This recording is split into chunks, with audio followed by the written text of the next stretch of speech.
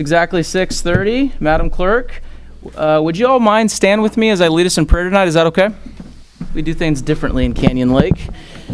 Dear Heavenly Father, thank you so much for an incredible evening here in Canyon Lake. Lord, please be with our men and women that are overseas, Lord, protecting our country. Lord, be with all the families that are impacted by what's going on overseas. And we are so grateful to live in the country we do, Lord, and we're so blessed to live in the city that we do. Let us have a good evening tonight with good discussion, making good decisions for our community, and in your name, amen. Harry, would you please lead us in the pledge? Would you do that? Lead us in pledge, if you don't mind. To the flag of the United States of America and to the republic for which it stands, one nation, under God, indivisible, with liberty and justice for all. Thank you for doing that, Harry. Roll call, Madam Clerk. Mayor Pro Tem Castillo.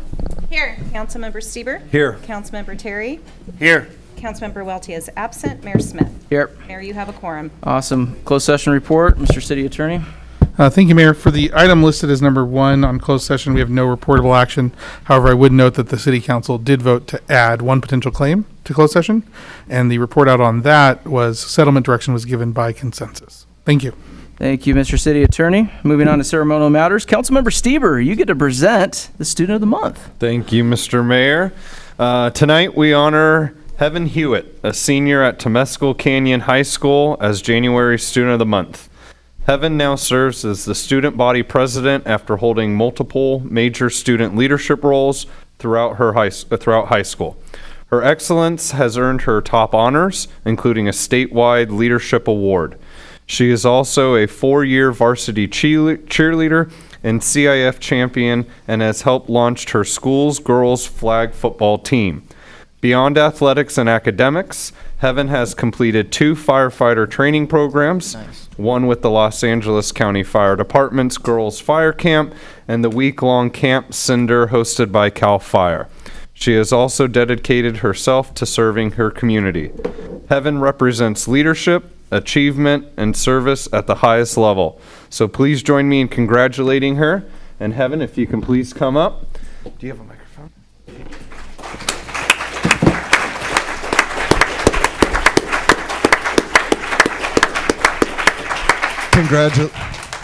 Hello. There we go. Congratulations. I requested this will be the first. I would like you to tell our public a little bit more about yourself than what I just went over. And this is your award. My name is Heaven Hewitt. I am a senior at Temescal Canyon High School. I love to be involved on campus and in my community. I love hanging out with friends, spending time outdoors. I'm also involved in NHS. I'm a 2-year varsity flag football athlete. And yeah. Nice. Love that. Good job. Thank you. Before you leave, I invite my council to come up. We'd love to take a photo, and I believe your mother walked in with you. If she can join us as well. You can stand right here in the middle. Where's your favorite place to eat?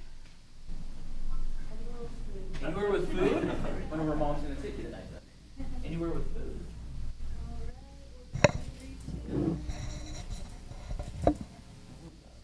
Thank you. I'm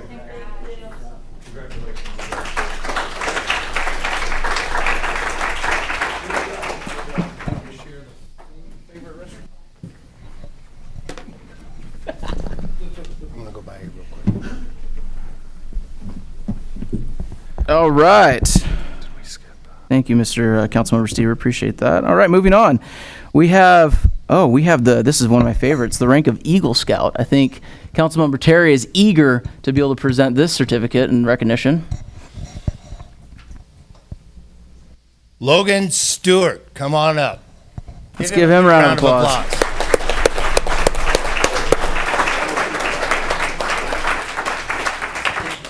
I know what you're thinking. Anybody familiar with the Boy Scouts? Raise your hand if you are. Any Eagle Scouts here?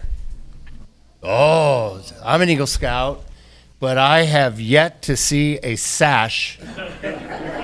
Nice. Well done. I'm embarrassed for myself. I thought I had it going on. Look at you. Now, here's an interesting stat. Do you know how many merit badges there actually are? 142. How many don't you have? 15. Wow.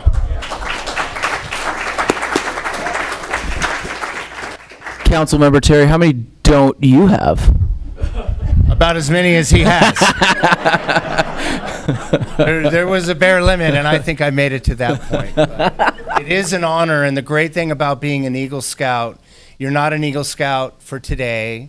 You're not an Eagle Scout for the month of December or this year. You are an Eagle Scout for the rest of your life, and you join hundreds of thousands of very accomplished people in this world who have that badge. And once again, give it up for him. Good job. So you became a Eagle Scout in December of this year, correct? And you're with what troop? Troop 2011. 2011. And where's 2011 out of? Wildemar. Wildemar, our neighbors in Wildemar. Why don't you tell us a little bit, in that final stage of you becoming an Eagle Scout, you have to do what is considered an Eagle project, correct? And what did you do? I built a recycling station at the Canyon Lake Community Church that helps collect bottles and cans to help Mission Mexico build houses for homeless people. Tell us a little bit about Mission Mexico. Have you gone there? No, you're just sending them recyclables and cash. That's good. And the project not only encourages environmental responsibility, but also helps support the construction of homes for families in need. How did you come up with that idea? As a preschooler, I went to the Canyon Lake Community Church, and it's such a beautiful place, and what they do is very helpful for people in need, so I thought I would step in and help them out. So what you're in high school now? Middle school. So you did it before you got to high school. And you have all the way up till you're 18 to become an Eagle Scout, right? And your age is? 14. Wow.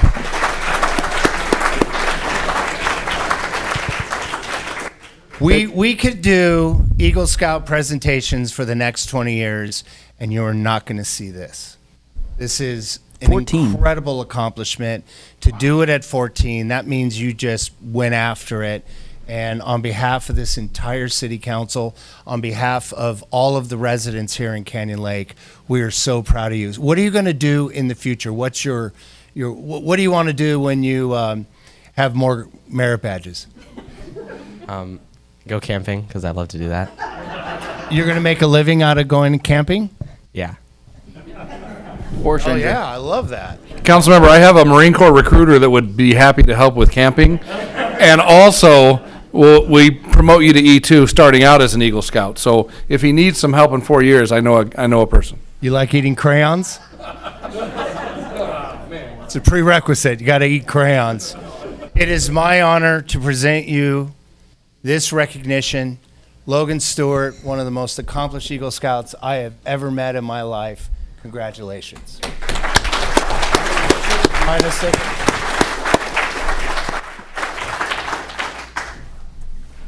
Great job. That's incredible. Did you have to buy a different sash? They don't make them. You had to get it extended. Look at that. When you told Councilmember Mark how old you were.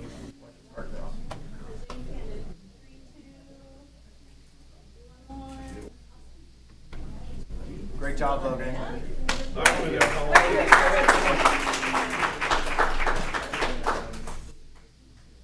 right, is your mom and dad here? Why don't you come on up? Yeah, let's Take do a photo with the mom. She's going to take your favorite place tonight. I want to know what's your goal to complete, how long do you think you'll complete the remaining 15?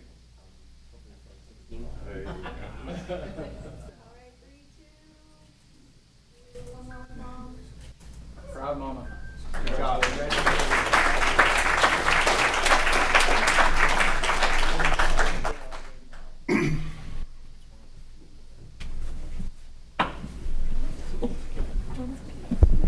Yeah. Our Mayor Pro Tem is trying to hold back tears. This one might do it for you, though. I get to introduce the Canyon Lake Quilters, and they're here to present a quilt of valor to Harry Larson, who led us in the pledge. So can I have the Quilters come up, please? Give them a round of applause. Yeah, thank you.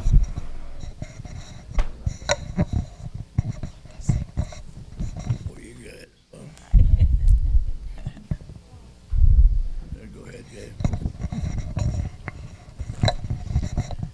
So, hi, everybody. I'm here today with several of the Canyon Lake Quilters. We want to honor veterans in Canyon Lake, and today I would like to honor Harold Larson.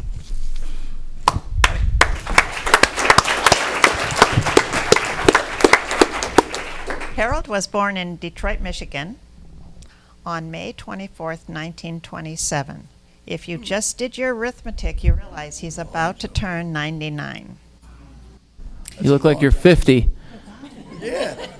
Well He was done. raised in Detroit and Lincoln Park, Michigan, and attended Lutheran grade schools in Lincoln Park and high school in Detroit. Living during that time was very hard, depression and prohibition.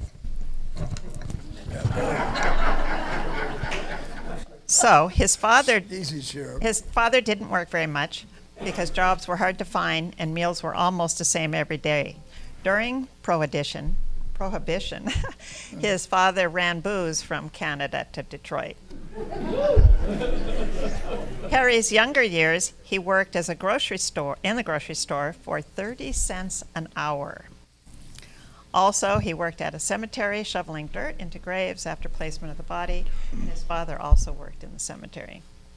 He started high school but quit and went into the Marine Corps in 1945. He's serving in the Pacific, China, Korea, and Japan. Majority of U.S. duty was in the Marine Corps, at schools in Quantico, Virginia, and Camp Pendleton. He met his wife in California prior to going to Korea in 1952. He moved to California in 1955 and married her upon his return. Harry has 2 sons, 2 grandchildren, and 6 great-grandchildren.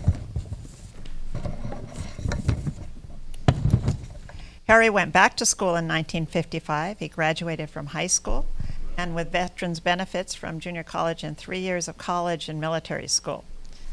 He had a job in Southern California Edison and retired in 1992, most of that time spent in San Onofre.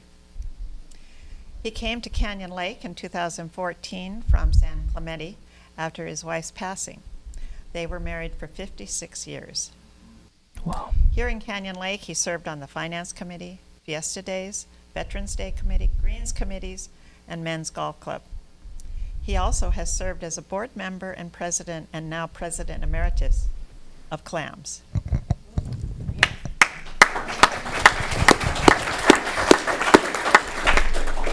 It is with great pleasure that we present Harry with this patriotic quilt. Thank you.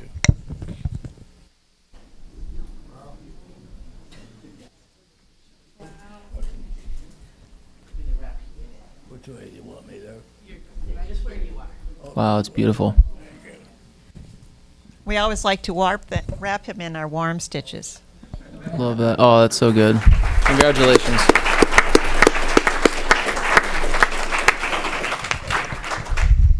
Thank you very much, Kathy. This quilt will go on and on. I will give it to one of my sons, and it will carry forward to that time. I'm not going to use it.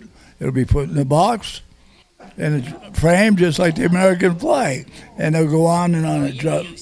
So I might use it, but the thing is, and joining me tonight, there's one thing in there people ask me. You went in the Marine Corps in 1945. You didn't graduate from high school to 1955. That's 10 years. I graduated from high school my son's birthday. So that's something different. Nobody can say that, I don't think. Unusual. And I'm proud to have my son, my daughter, my great-granddaughter, and my granddaughter, and some friends here tonight to help me enjoy this moment of, I think, success. I've been trying for a long time to get the quilt, but I finally got one. Thank God, Lord.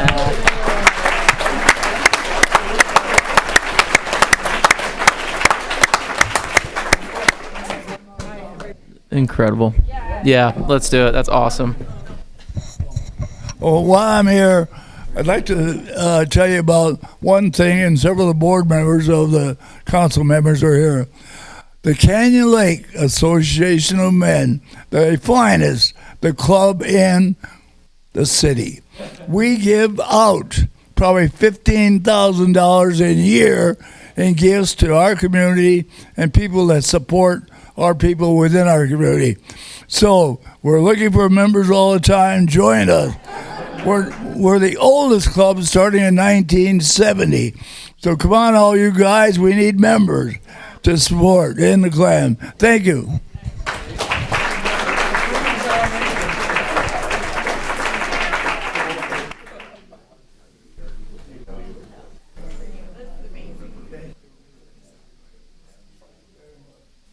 Get on in.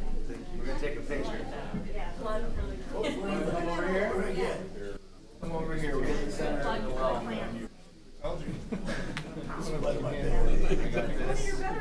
I love that.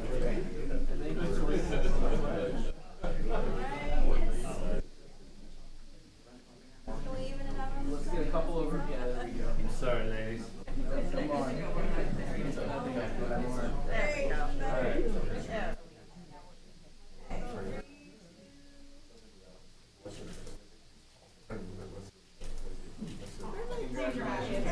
Thank you so much.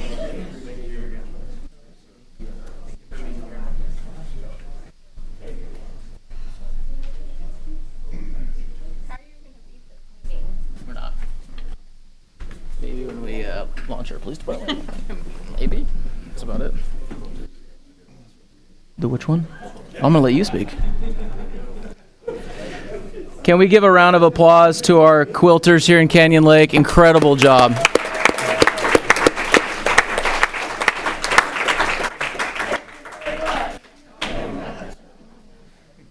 Still fighting in 99.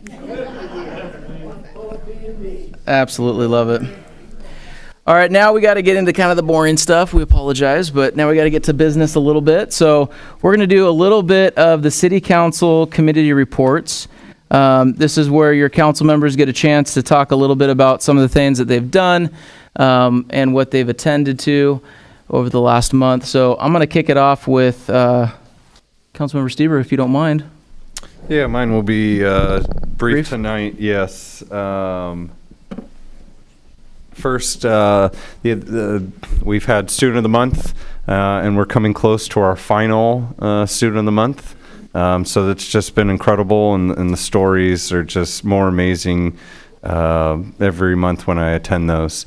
Coming up next week, we have our articulation with LEUSD that Mayor Pro Tem and I will be attending, and I also have a few policy committees as well with the state. So looking forward to that, and spring break's right around the corner, so I know kids are getting excited, so looking forward to seeing whatever mine's going to do for the week. But yeah, that's kind of about it this week. Love it. Councilmember Terry, you good? I am good. Good evening. How is everyone? Had the opportunity to attend one of my favorite meetings every month, which Director Darcy Burke is our host of, along with our mayor, Jeremy Smith. What's it called? Conversation at the Country Club. And I would like to plug that. Very proud of our community who has been utilizing that time to have the opportunity to speak with our mayor. It is the first Wednesday of every month, and it's at 7:30 a.m. at the Canyon Lake Country Club. And it's extremely informative. If you want information about not only what we did here tonight, but you want information on the latest, greatest issues that are affecting you, I think I recognize many of the faces that are here that also go to that. I would encourage you, since we have this audience, that you take the time to attend that meeting. It really is insightful, and I'm very proud to very proud of Darcy Burke, Director Burke. I'm very proud of you, Mr. Mayor. You do a terrific job, and it is extremely informative. I would talk a little bit about our meeting at WRCOG. Unfortunately, it was a closed session meeting, so I'm going to keep that closed session private. Had the opportunity to shoot a video with our mayor at the Canyon Cowboy. That's right. Giddy up. And I'll tell you, one of the things that I also like what we're doing as a council is the business spotlight. And it was very insightful what we did at Fitness 33, which is just, if you have not gone to the old gym, which is now the new gym, what a transformation. And I'm very proud of the owner. And I think it is a great addition to the city of Canyon Lake. Also, you highlighted, Brian, am I taking your storm? You're doing good. My notes are getting crossed off, so keep going. I apologize. No, please I'm gonna don't. let it go. But I am very excited about the business spotlight. And let's give the mayor a big round of applause for bringing these businesses to the attention of our community. And that's all I got. Mayor Pro Tem? So I was going to talk about the business spotlight too. I got lucky enough to be selected by Mayor Smith to go to Sips Bar today, and we had a lot of fun. I am still full from the cookie and Vietnamese coffee that I had, which were phenomenal. If you haven't been to Sips Bar, it's in Studio K. I highly suggest you go. What nice people, man. We are so lucky and blessed to have them in Canyon Lake. And what a great place for kids to go, because my kids were playing Jenga, they were hanging out doing tic-tac-toe. It's nice to have something in the town center that kids can ride their bikes to. There's a bike rack over there. And so I highly encourage you to go over there if you haven't gone yet. I want to say congratulations to Terry Jarvis, because I understand that you are our new POA director. So congratulations. Thank you for coming tonight. And yes, as council member Stieber mentioned, we are excited about LAUSD articulation meeting coming up. And that's it from me. Nice. All right. A lot is going on in Canyon Lake. And again, congratulations on your win. Big campaign, right? Lots of signs everywhere, a lot of hard work. I mean, and congratulations to our president, Bill Van Vliet, as well. I think his leadership is needed. And I'm excited to see both Laney and Jeff Bill here tonight, too. For me, it means so much to have the POA, EVMWD, and, of course, the city working together on everything we do. And it's been so refreshing. And I want to give a shout out to Laney and Jeff Bill for coming to Coffee at the Country Club, because they're part of those issues and conversations. And it's pretty cool that you can go to one place and hear about everything that's happening in the community and ask as many questions as you want. And we have the opportunity to be as transparent as possible. A lot going on. I serve on a few regional boards. I'm not going to bore you with some of the details, but most of us might not be aware of Measure A, which is a tax that we pay into for the county. It's what builds the toll roads, 91. It's any construction that you see happening on the 15. This is $1 billion tax that goes into RCTC. We're going to be taking this item up because it sunsets in 2037. So the commission has decided not to ask the residents for more money, but just to get rid of the sunset. So that's going to be some conversation that you're going to see come into your mailbox. Since we are in an election cycle, as some of you probably have seen on the national news and here locally in Riverside County as well, it's going to be June 2nd or 3rd is the election day. So you're going to start seeing a lot of rhetoric come out there when it comes to some of the things that are happening. I'm excited because you heard a little bit about Councilmember Terry talk about our business spotlight. We got gas prices up. We got businesses wondering what's going on. So at least from a city standpoint, we're trying to highlight our businesses and go to them door to door and say, hey, how can we help you? So I really want to give the round of applause to Maddie. And Maddie is right over here with the pink cup. And the reason why when Mark Terry started talking about the business spotlight, and she closed her arms like this because she knows that we're getting a lot of requests from businesses to do these videos, but we think it's very important that we highlight these amazing businesses that we have in Canyon Lake. It is so cool that we live in a community where you can literally hop in a golf cart and almost facilitate all the needs that you need here in Canyon Lake. I think that's awesome, right? So we're going to do our best to highlight those businesses so you, the residents, know what's happening in your community. So again, this is a shout out to our business owners. The only qualification you need is a business license. So please have one before you reach out to me asking to do a video, because we will look, we will find, and we will see, and then we will ask you to apply. So just heads up on that. With that said, that's my updates, and I just want to thank each of you for attending this council meeting tonight. There's a lot of good things going on in the community, and I'm so proud of my colleagues because every single one of us is accessible, and I think that's what's really important about government, to make sure that we're trying to be as accessible as we can. So with that, we're going to hear some more good stuff, and I'm going to let our director, Darcy Burke, who is currently the vice chair of EVMWD. I think she's doing an incredible job. I love working with this woman. She educates me so much on water, which is saying a lot because my dad also serves on a water board. So you trump him any day of the week. So don't let him know I say that, even though he's probably watching this meeting. Take it away, Darcy. You just got to hit it really hard, budget cuts, so we had to get the cheapest mics out there.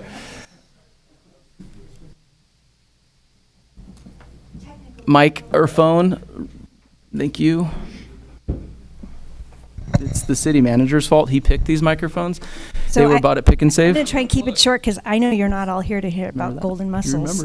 Remember. Big lots. And I actually really enjoy working with your dad, and he's been a sponge, no pun intended, about learning about water because it's not easy. So there's a couple things I want to highlight. First, I want to thank Maddie. In my private business, I run a business consulting firm, and we did an event for women on Friday, A Day in Her Shoes, with City Councilwoman from Marietta, Lori Stone, and Maddie jumped right in there with both feet, both shoes, and volunteered both the setup day and the day of the event. And we really appreciate you. We thank you for coming, and you added a lot to the event, so thank you very much. We had about 400 women there. From wow. On your day off, too, Maddie. So thank you, Maddie. It was wonderful. So thank you, City Manager Brown, for letting her participate. We appreciate that.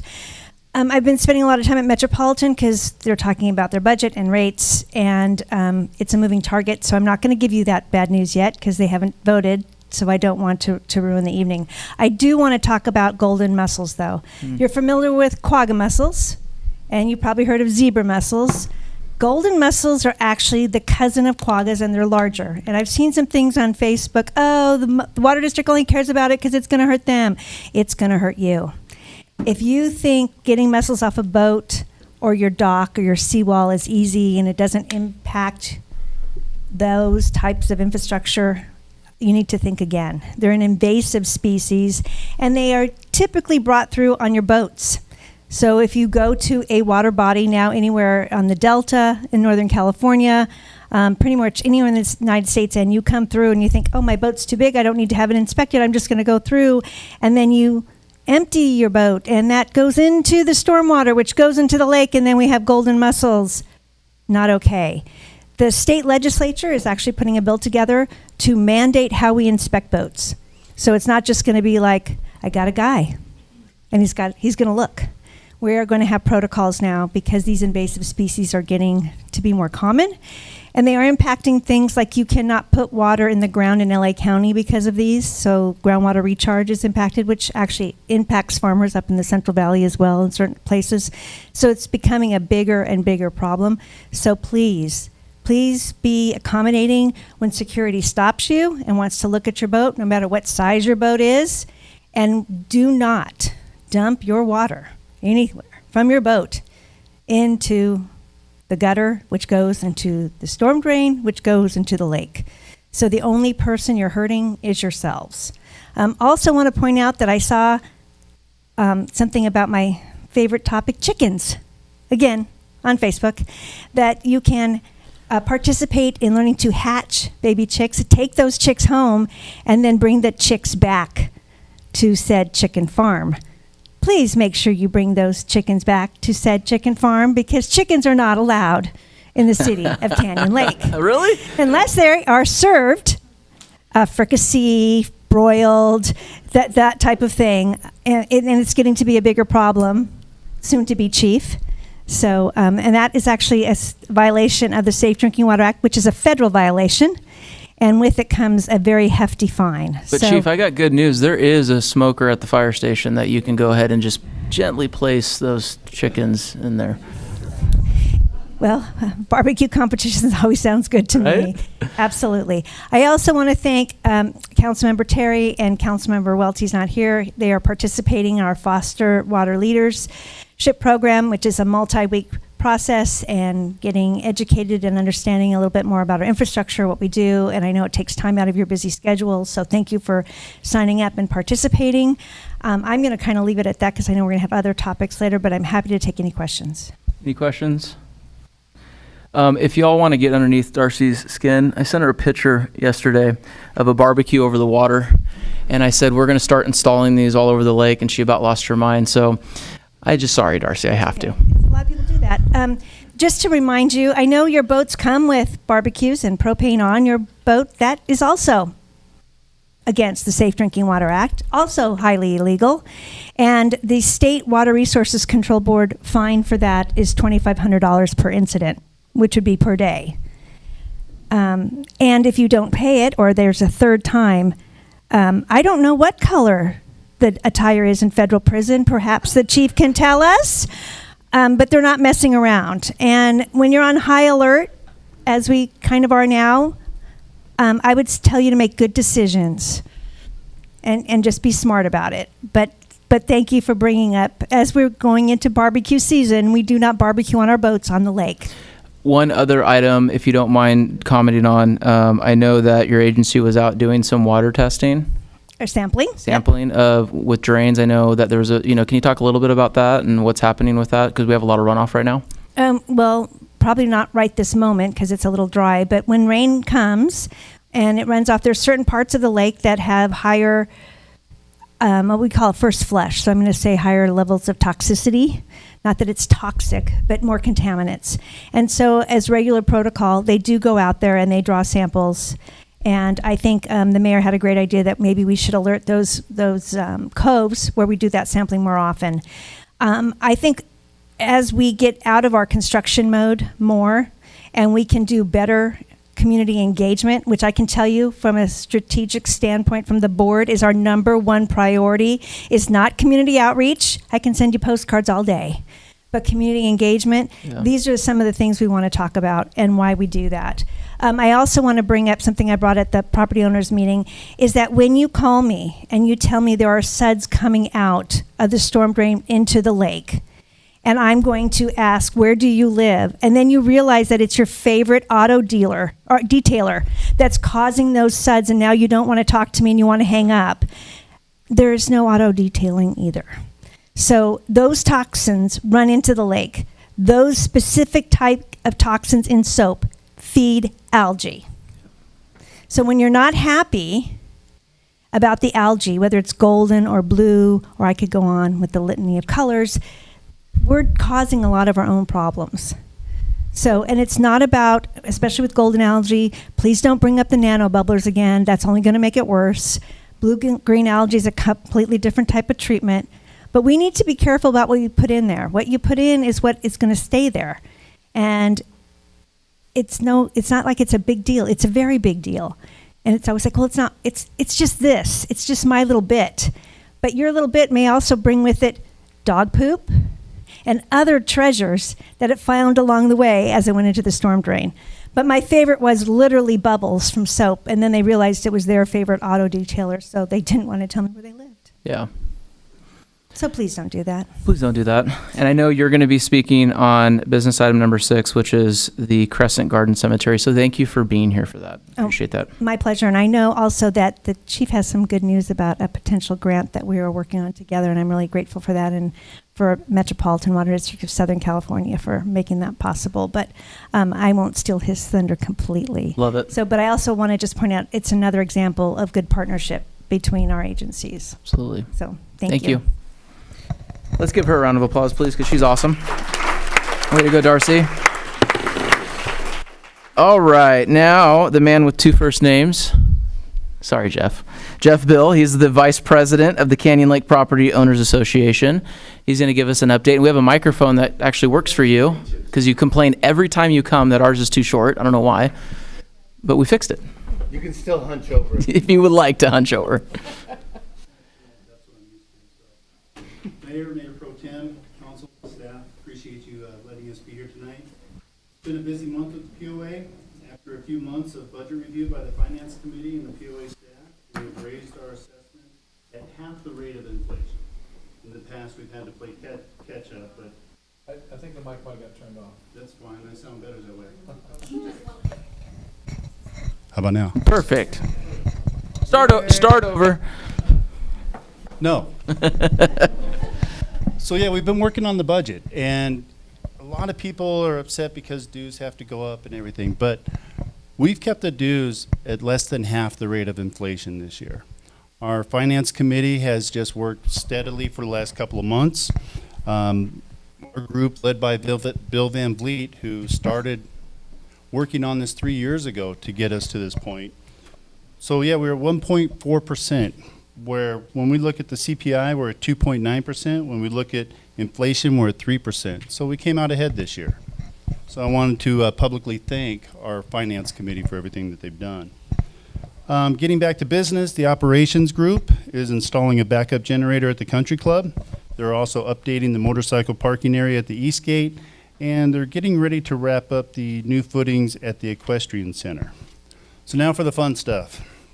Upcoming events. Our yacht club is giving a class on how to operate your boat, get your boat ready for the season, go over some of the safety, boaters test, and I would encourage anyone here who's not comfortable with getting out on the water on a boat to attend that.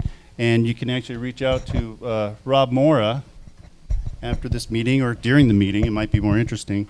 Commodore. And he's the Commodore of the yacht club, and he is going to be giving instruction on how not to drown in your boat and how to remove those barbecues before Darcy catches you.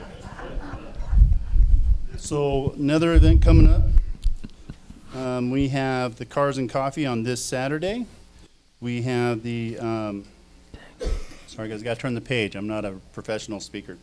Hold on a second. I'm getting there. There it is. Ta-da. Sorry, I'm bored today.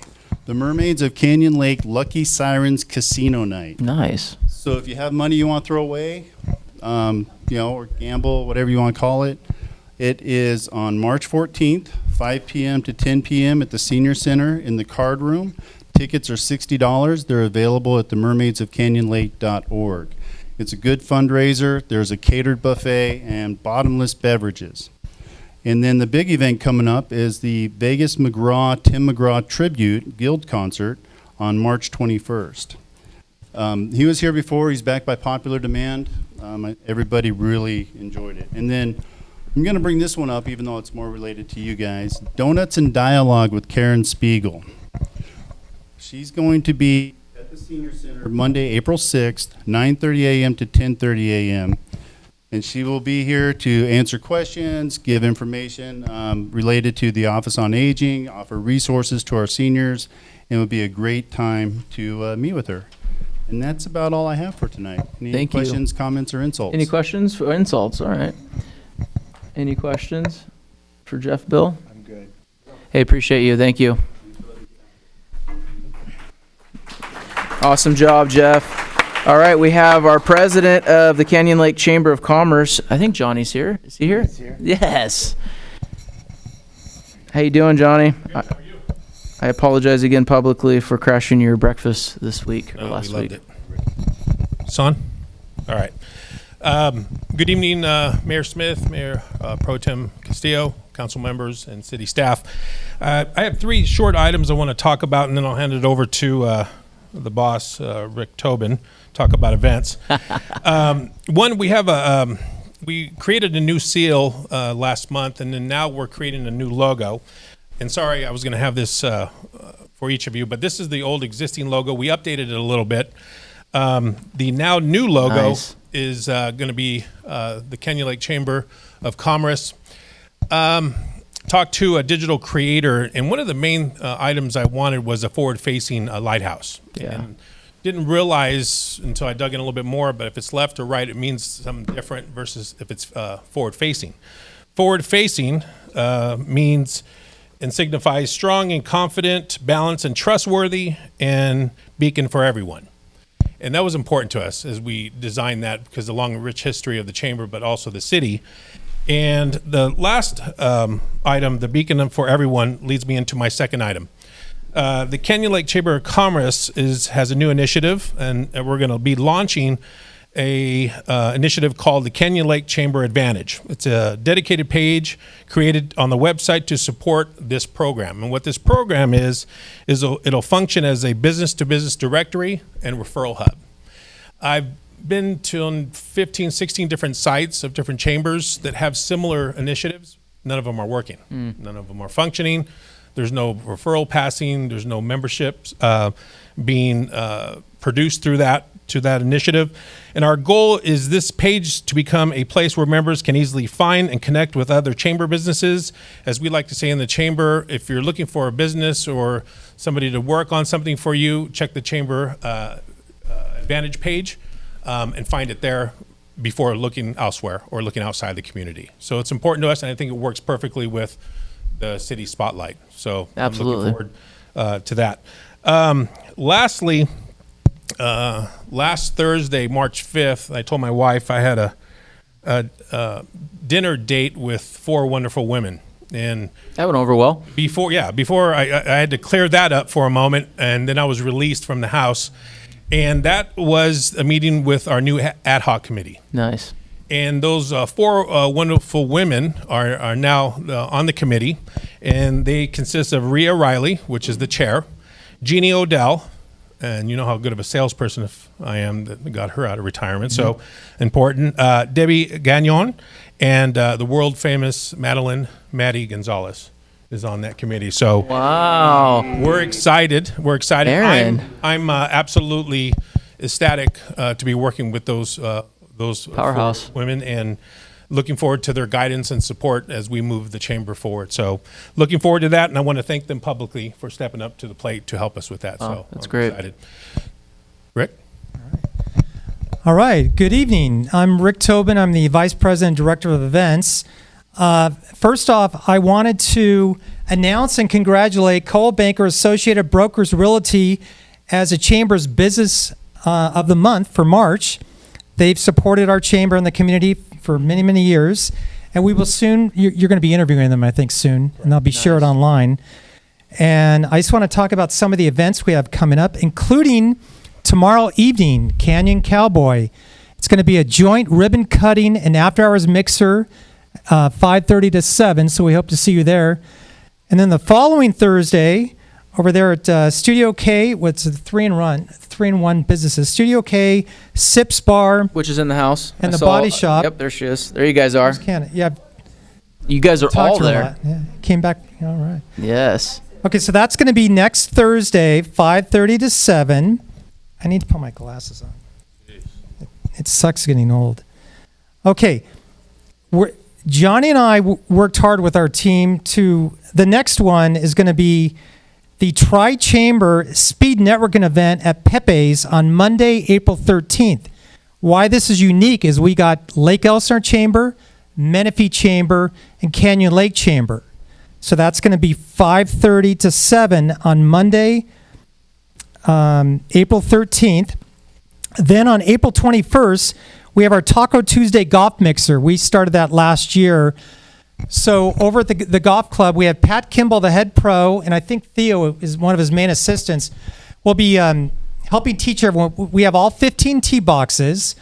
We have a lot of sponsor booths set up, under the solar roof.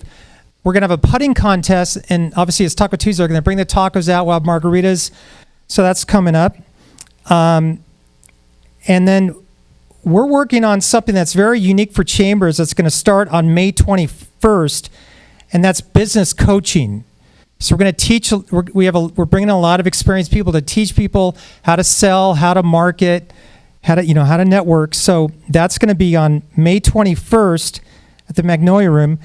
And lastly, our biggest event we're working on with the help of the Canyon Lake Yacht Club, Commodore Rob, is a land cruise. We're going to have 1 or 2 buses leaving from the parking lot here on Saturday, June 20th, to go to Shoreline Yacht Club in Long Beach. We're going to have a lot of sponsor booths, speakers, tasty food, lots of mimosas, boat rides.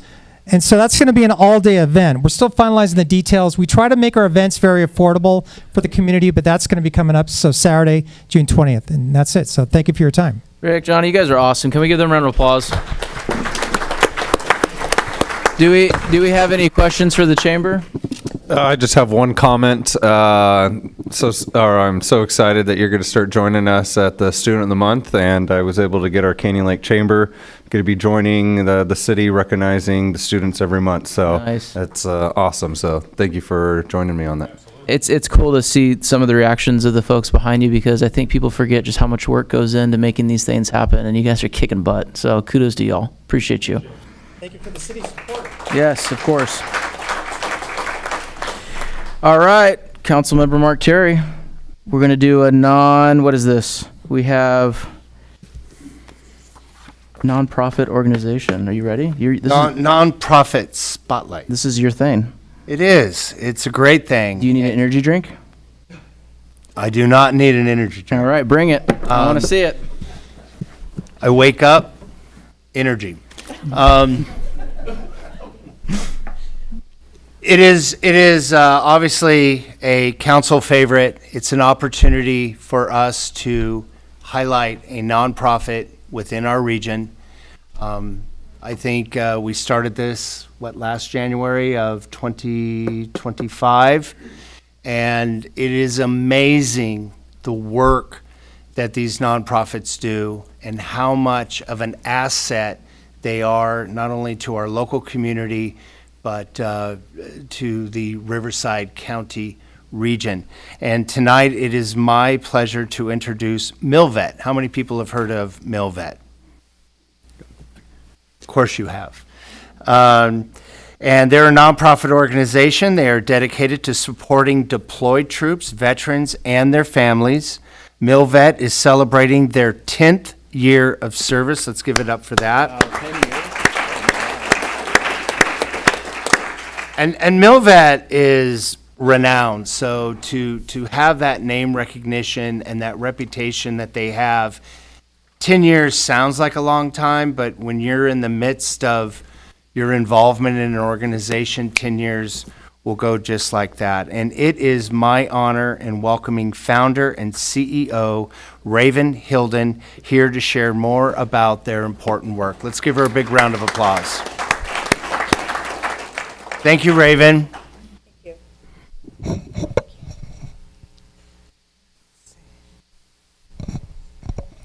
All right. Good evening, Honorable Mayor and City Council, staff, and all you informed residents. It's a pleasure to be here this evening to share a little bit about what Milvet does. I think I have 5 minutes, so I am going to do my best, but I will kind of highlight some of our programs, our upcoming events, and then where to get more information. So Milvet is a 501c3 nonprofit. We're dedicated to supporting our active duty military veterans and their families. We support through Veteran Support Services, resources, honoring our fallen, Milvet Junior, active duty military support, military care packages, holidays for heroes, and advocacy. So on the support side, we have a storefront in Marietta on Antelope and Scott Road. It is open weekly for walk-ins with a pantry with food items, household items, diapers, infant supplies. And then we have access to a veteran service officer twice a month where they can help with filing for disability benefits, education benefits, survivor support, all kinds of different things. Have a flag where we last November honored 73 of our local service members who are no longer with us with their families at the Field of Honor. We have a Milvet Junior program where it's for children of ages about 5 to 11, and they meet monthly for some fun events. A lot of them are military families. They may have a spouse or a parent who is deployed overseas, so it kind of gets them involved with other military children. This month in March, they will be going to the Marchfield Air Museum. And then they do all kinds of fun stuff throughout the year, and it's really a great way to connect our military families. active duty support. So we partner with a lot of the bases, especially March. So we're out there for holiday support. Each year we're on a C-17 with a bunch of toys for our families. We bring Santa. Last year we had the Grinch and Mrs. Claus, and it's so much fun. We'll be out there for an Easter celebration next month with Easter eggs and the Easter Bunny. So it's just, it's a lot of fun bringing some extra joy to our active duty folks. And then monthly military care packages. So a lot of folks know us mostly for that, only because it's such a great way for everybody really to get involved and support our active duty military members. So we support about 200 addresses every month with care packages. And what makes them special is they're very personalized for our service members. So, for example, a female on a ship might have slightly different needs than somebody maybe deployed in a tent somewhere in a different region of the world. And these are deployments can last anywhere from, a few months to 3 years. And what makes the program also special is each person that is signed up, then they get a care package every month until they return home from deployment. So it's not just a one-time thing, which is amazing as well, but it's an ongoing reminder that the community supports them, is thinking about them, and hasn't forgotten them. So the items are great. We send cookies, candy, you name it, hygiene supplies, letters from school groups and youth in the community, and then basically, anybody is invited to help pack those. So some of the packings are super big. And like I said, we do it every month. So when they're at our storefront, they fill up pretty quick. Once a year, we do one at the Storm Stadium. That's about 300 people.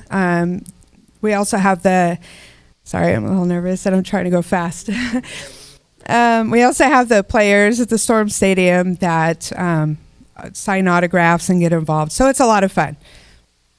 And there's just a couple pictures, but we also get a lot of letters back from our deployed troops. So on our website, milvet.org testimonials, we have just a list of all the letters we've gotten back over the last 10 years.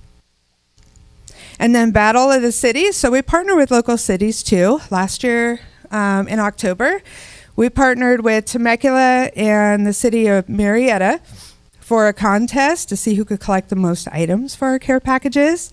And it was super close, but Murrieta won with over 17,000 items collected, which is super cool. We want to do it again this year, and we want to get Canyon Lake involved. So I will keep you all posted. And then Holidays for Heroes. So in addition to our active duty service members, we also support children of our military families here in Riverside County. And what we do is we collect their wish list, so it's personalized, and the community helps shop for those kids. And then we have a big event where we bring all of our families together. So we had about 900 people last year. And they're super fun. So if you see in the far left corner, we've got Santa skydiving. That was 2 years ago over at Paris Skydive. This last year, we had princesses, we had the Grinch, all kinds of fun characters, and a full-size wrestling arena. So we had some fun little wrestlers and extra entertainment for our families. It's a great time. And then there's a few of our awards over the years. And I put that up there because we have an incredible team that is extremely dedicated to what we do. We have about 25 core team members, and then many, many more volunteers that assist. And with that, we're all volunteers. I'm a volunteer as well. I've been doing this for 10 years. I love it. It is my life's purpose to be able to give back to those serve our country and be able to do it with the amazing people that make it happen. And upcoming events. So the April one there is already full because that's at our office. We still have room in May if you want to come and join us. And then the flyer on the right is the Storm Stadium one. That's in June this year. definitely have lots of room there. It's a lot of fun. And then in the middle is our Milvet Honors, our annual gala.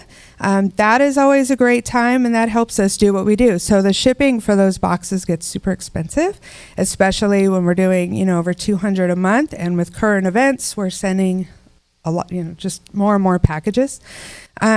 So that'll be at Marchfield Air Museum, May 16th. Please join us. It's open to everybody. You do not need to be military.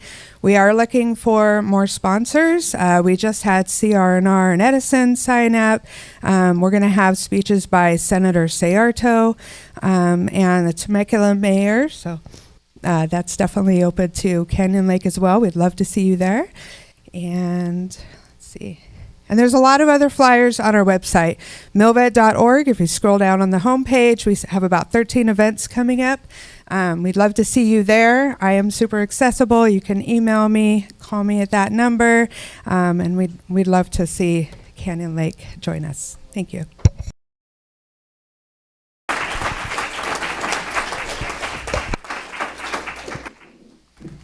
Did you say 17,000? That's the number? I think you can beat it. I think we'll. Wait a minute. Hold on. Population 118,000 people. We can try. We can rock and roll. It's a big one.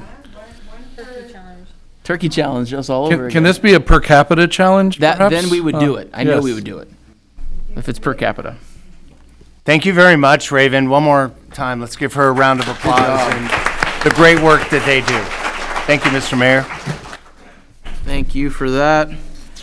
You said you were nervous, but I would hate to see what it looks like when you're confident, because you killed it. Good job. All right. Madam Clerk, public comments. Mayor, we have one public comment tonight. Ron Wilbur. Ron, you're up. Told you I wasn't going to speak tonight. Well, Mayor and City Councilman, the city staff here, and is it on? Can you hear me?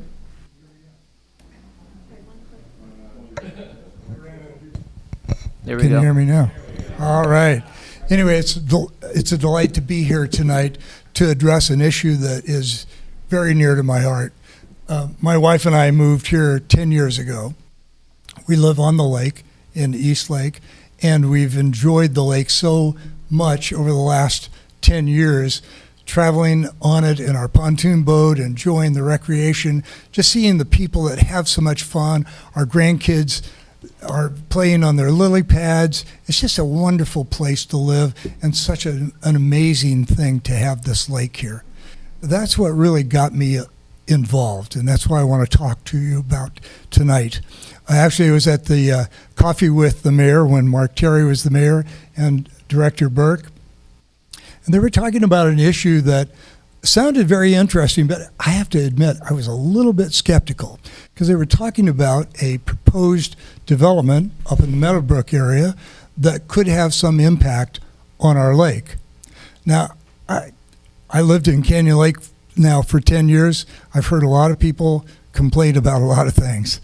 So I have a natural skepticism, but I decided that because of the stature of these two people, I would do a little investigation, and I did. I started to look at research, and the more research that I gathered from around the world, the more I realized that what they were talking about is there is an impending potential challenge to the integrity of our lake.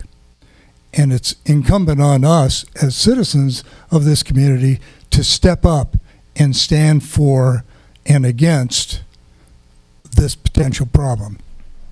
So I'm happy to tell you that today, and actually Director Burke kind of gathered several of us and said, you need to get involved with this, you need to take a role in it. So I'm happy to tell you that as of yesterday, Save Our Lakes Incorporated has been approved by the state of California. We are in the process of becoming a nonprofit, and we are actively working to protect the integrity of our lake against the development. Several people, I'm sure, are going to speak about this, so I'm not going to go into detail, but I will tell you, we are serious. We have the best of intentions of protecting the integrity of our lake, and I have a great feeling that we will prevail. Thank you. Thank you so much.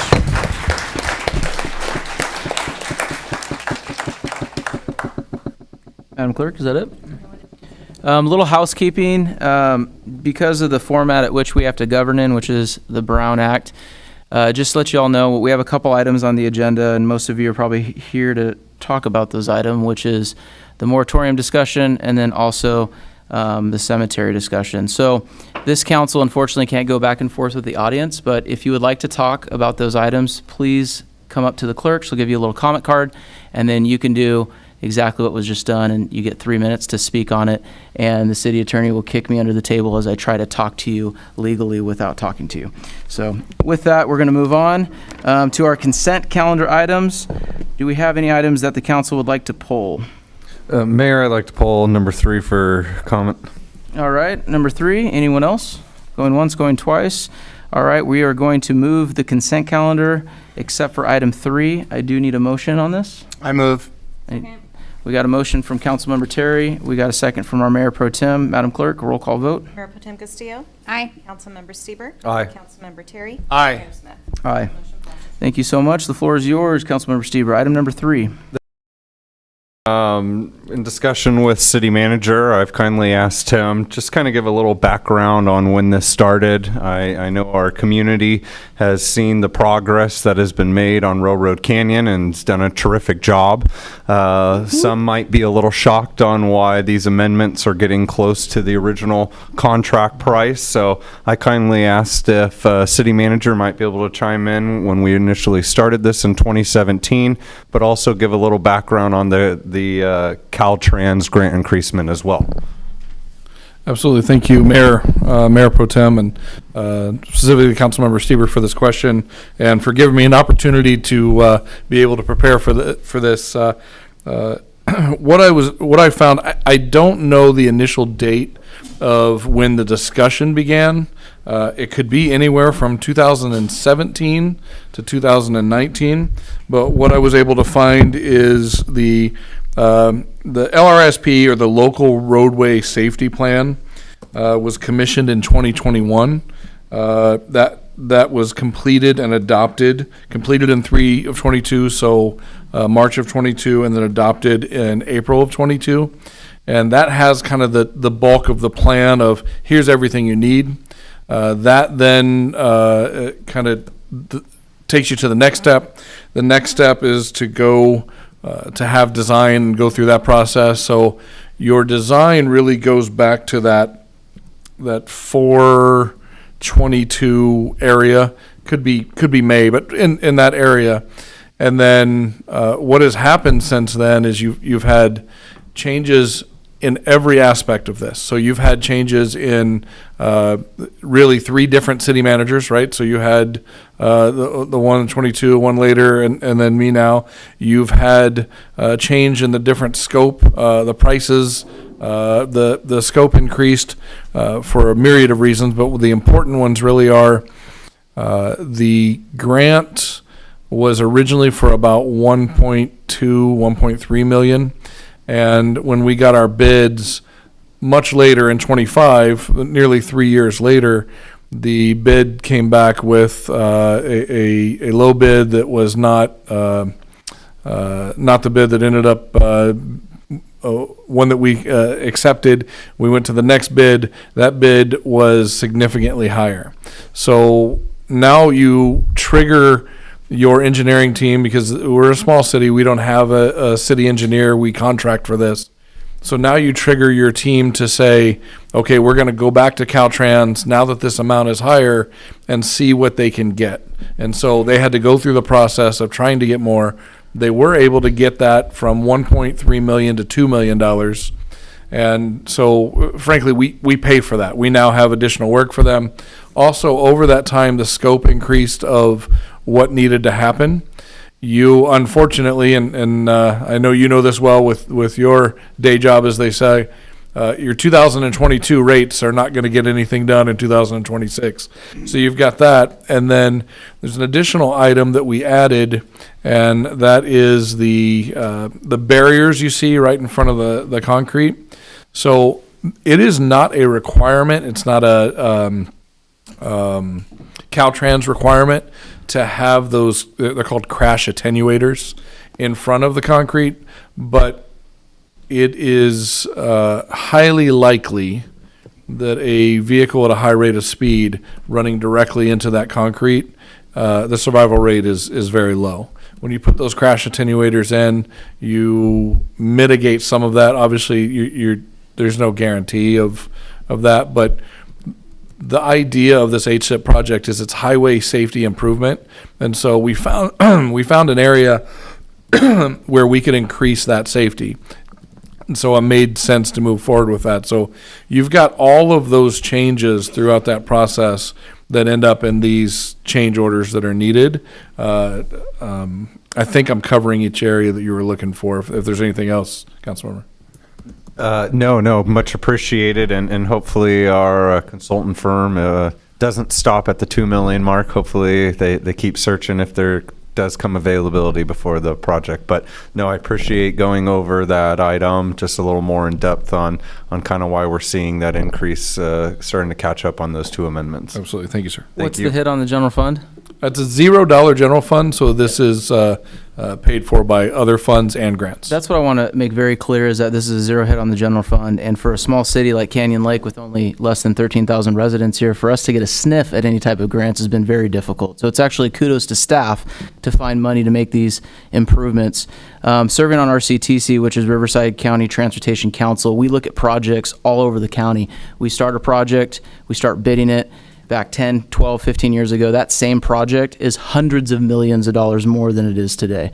So I think that this is status quo, completely normal, and the staff, you guys are doing an incredible job keeping up with it. And look, the residents ask us to do something. We had the opportunity to get grant money, and we're doing all we can to make Railroad Canyon, which I think is one of the most dangerous roads in the area, not just because it's ours, to try to make it safer.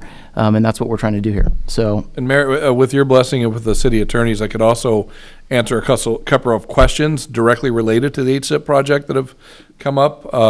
There will be lighting. That question has been asked. That's what you see, is that kind of, as the concrete folds in, gets a little thicker, that is lighting. That is part of what was identified in this LRSP, that it needed both lighting and the median in the way. You will see, unfortunately, a kind of stop in construction and then a resume again, because as it happens, we ended up with some items that are back ordered. American Asphalt has been amazing. They're looking at it like, kind of a no issue. We'll stop when we get to that point. When the parts come in, we'll resume, so we don't have to go back and renegotiate work days and all that. They've been an amazing partner throughout this whole process, but I want to make sure everybody knows they're currently painting. As you've seen, they'll come back, do the landscaping and the lighting, but unfortunately, with the lighting, there is some back-ordered items, and we're expecting June. Could be sooner. I'm sure you've all seen the same thing, where they tell you it's going to be a long time, and then 2 weeks later they go, hey, they showed up. Yeah. That's what we're hoping for, but not anticipating. So I did want to add those additional details. thank you, Mr. City Manager. Councilmember Seaver, you want to make the motion on this one? I absolutely will. I need a second. Second. Roll call, please. Mayor Pro Tem Castillo? Aye. Councilmember Stieber? Aye. Councilmember Terry? Aye. Mayor Smith? Aye. Motion passes. Thank you. That passes the consent calendar. All right, we have a public hearing item. This is number 5. This is the second reading and adoption of ordinance number 271, an ordinance of the City Council of the City of Canyon Lake, California, an amendment to the Canyon Lake Municipal Code, Chapter 420. Way to go, Mr. City Attorney. Commercial Cannabis Business section. With that, I'm going to open the public hearing. I finally got a laugh there at 7:38. And it is the presentation by our city attorney, Mr. 420. Thank you, Mayor. It was mostly so that we could remember the code sections easily off the top of our heads. You attorneys. This is the second reading and adoption of this ordinance, so this has already come before the City Council. This is simply a conforming change to the city's cannabis regulations. The City Council will recall that the City Council originally authorized the cannabis uses within the C1 zone. The City Council then subsequently adopted a town center specific plan, which redesignated the town center to a mixed use zone. So we want to make sure that we keep our zoning regulations consistent with each other, because you let these things go, they pile up, and then it's chaos. So it's a small change. it's not increasing the areas that are allowed. It's not increasing the number of permits. It's simply conforming the rules to the new town center specific plan. Thank you, Mayor. You are very welcome. Any questions for our city attorney? Any public testimonies, Madam Clerk? Mayor, we have none. Perfect. Public hearing is now closed, 7:39. Any questions, additional questions from my colleagues? If not, I do need a motion on this item. I move. I'll second. Perfect. Roll call vote, please, Madam Clerk. Castillo? Aye. Councilmember Stieber? Aye. Councilmember Terry? Aye. Mayor Smith? Aye. Motion passes. Perfect. Moving on. Business item number 6. This is a discussion and direction regarding the proposed Crescent Garden Cemetery project in the Meadowbrook area of the County of Riverside. The presentation of this is going to be our director, Darcy Burke. She is an expert. She's not speaking on behalf of the agency, of course, but she is speaking on behalf of her experience in water. And if those of you are here and you would like to speak on the item and have yet to fill out a public comment card, or if you would like to do so during her awesome comments on this item, please feel free to do so. So yeah, I want to be very clear. I'm not speaking on behalf of Elsinore Valley Municipal Water District. As a public water agency, they have very specific protocols they have to follow as it relates to providing service for water or wastewater or recycled water to our customers. But I am going to speak about water quality and the impacts or potential impacts to public health. The applicant has read and responded to many of the letters that were provided on the first round of applications they did for this particular project. And to kind of refresh those that may not know, this particular project was proposed to be a natural or direct burial cemetery, which means there would be no barrier between the body and the dirt. This particular project is 1 mile outside of the gates of Canyon Lake, about, I'd say, northeast. I actually have a map on my phone. And if you look at the drainage scars through Canyon Lake, it drains right into Canyon Lake. So Canyon Lake is at the bottom of the watershed. When our lake fills, it then flows over to Lake Elsinore. Before the Railroad Canyon Dam was constructed, it flowed right into Lake Elsinore, and that's what kept Lake Elsinore full of water. A direct burial practice has no barrier for contamination, and there is a litany of things that happen when the body decomposes. None of those things you would want in your drinking water, nor would you want your family swimming in. So myself and a number of other water quality experts that are in my sphere of influence submitted letters to that effect. The applicant, within 3 months, responded, and that's what I want to speak to tonight, what their response were to those items. So there are 6 areas really of deficiency that I still found in what they have submitted. So they submitted a mitigation non-deck. So basically they're saying, okay, we've addressed everything that you said there was a problem, and we're all good to go. One of the things that they have said is they are going to provide concrete liners for their burial. I want to just be very specific that the reason they had approached natural or direct earth burial was of the religious practice. Their proposal is that there would be a plastic liner as well as a bag around the corpse before they place them into the dirt, but now that dirt is a concrete liner. There is no specifications to the type of concrete liner, what happens when the concrete liner fails, what happens in a seismic event, or a flood event. So that particular area has been known to flood. So if the liner were to fail and open or crack, the remains would float to the top. And those remains would come down the watershed and into the lake. There is no mitigation or response plan included in their application. They have addressed a number of Clean Water Act issues, or stormwater. They talk about their construction permit. They talk about stormwater. They do not once address the Safe Drinking Water Act at all. So in Clean Water, which is kind of a oxymoron. Just so you know, sewage is regulated by Clean Water Act.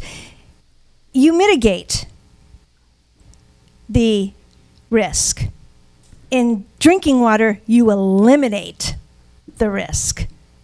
So they have failed to do that. They have not addressed source water protection. They have not addressed pathogen transport, which would be a decaying body when if the vault were to fail, or over time when it dissolves. They have not addressed nutrient loading. And why is that important? That's the whole thing we talk about when we talk about the Lake Elsinore San Jacinto Watershed Authority, or LEJWA. We talk about nutrient loading, total maximum daily load in the lake that leads to algae and all those things. They have been silent on that. They said, we don't have any impact. Anytime you have runoff into the watershed, you have impact and you have nutrient loading. They do not once address the fact that although they acknowledge that Canyon Lake is a drinking water reservoir and they acknowledge there is recreation, they do nothing to mitigate the risk to those participating in recreational activities in the lake should any of those risks be present. So I guess you're just supposed to swim in it. As it relates to wastewater, I know many of you enjoyed the traffic disruption on the 74 for the last few months. Still going. It is on eastern side. We finished 6 months early. All of that sewer line is there for development. This particular project says we'll have a separate septic tank for our wastewater. There is no mitigation what happens if that fails. We are spending $120 million in Lake Elsinore to take out septic systems.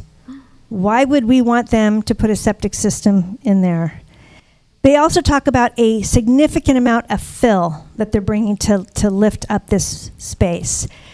Fill meaning dirt that they're going to bring in from other areas and put in this area. And nowhere do they talk about testing the fill.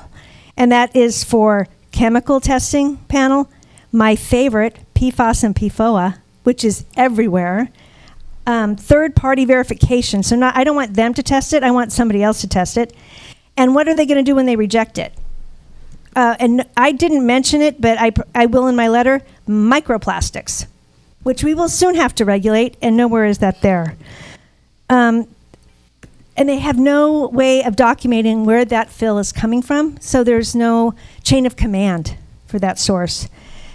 They also have operational chemicals on property. Paint, gas, other types of, we're back. Other types of hazardous that you would have on any type of maintenance facility, and they have no mitigation plan for those. They have no spill monitoring. They have no watershed-specific handling protocols.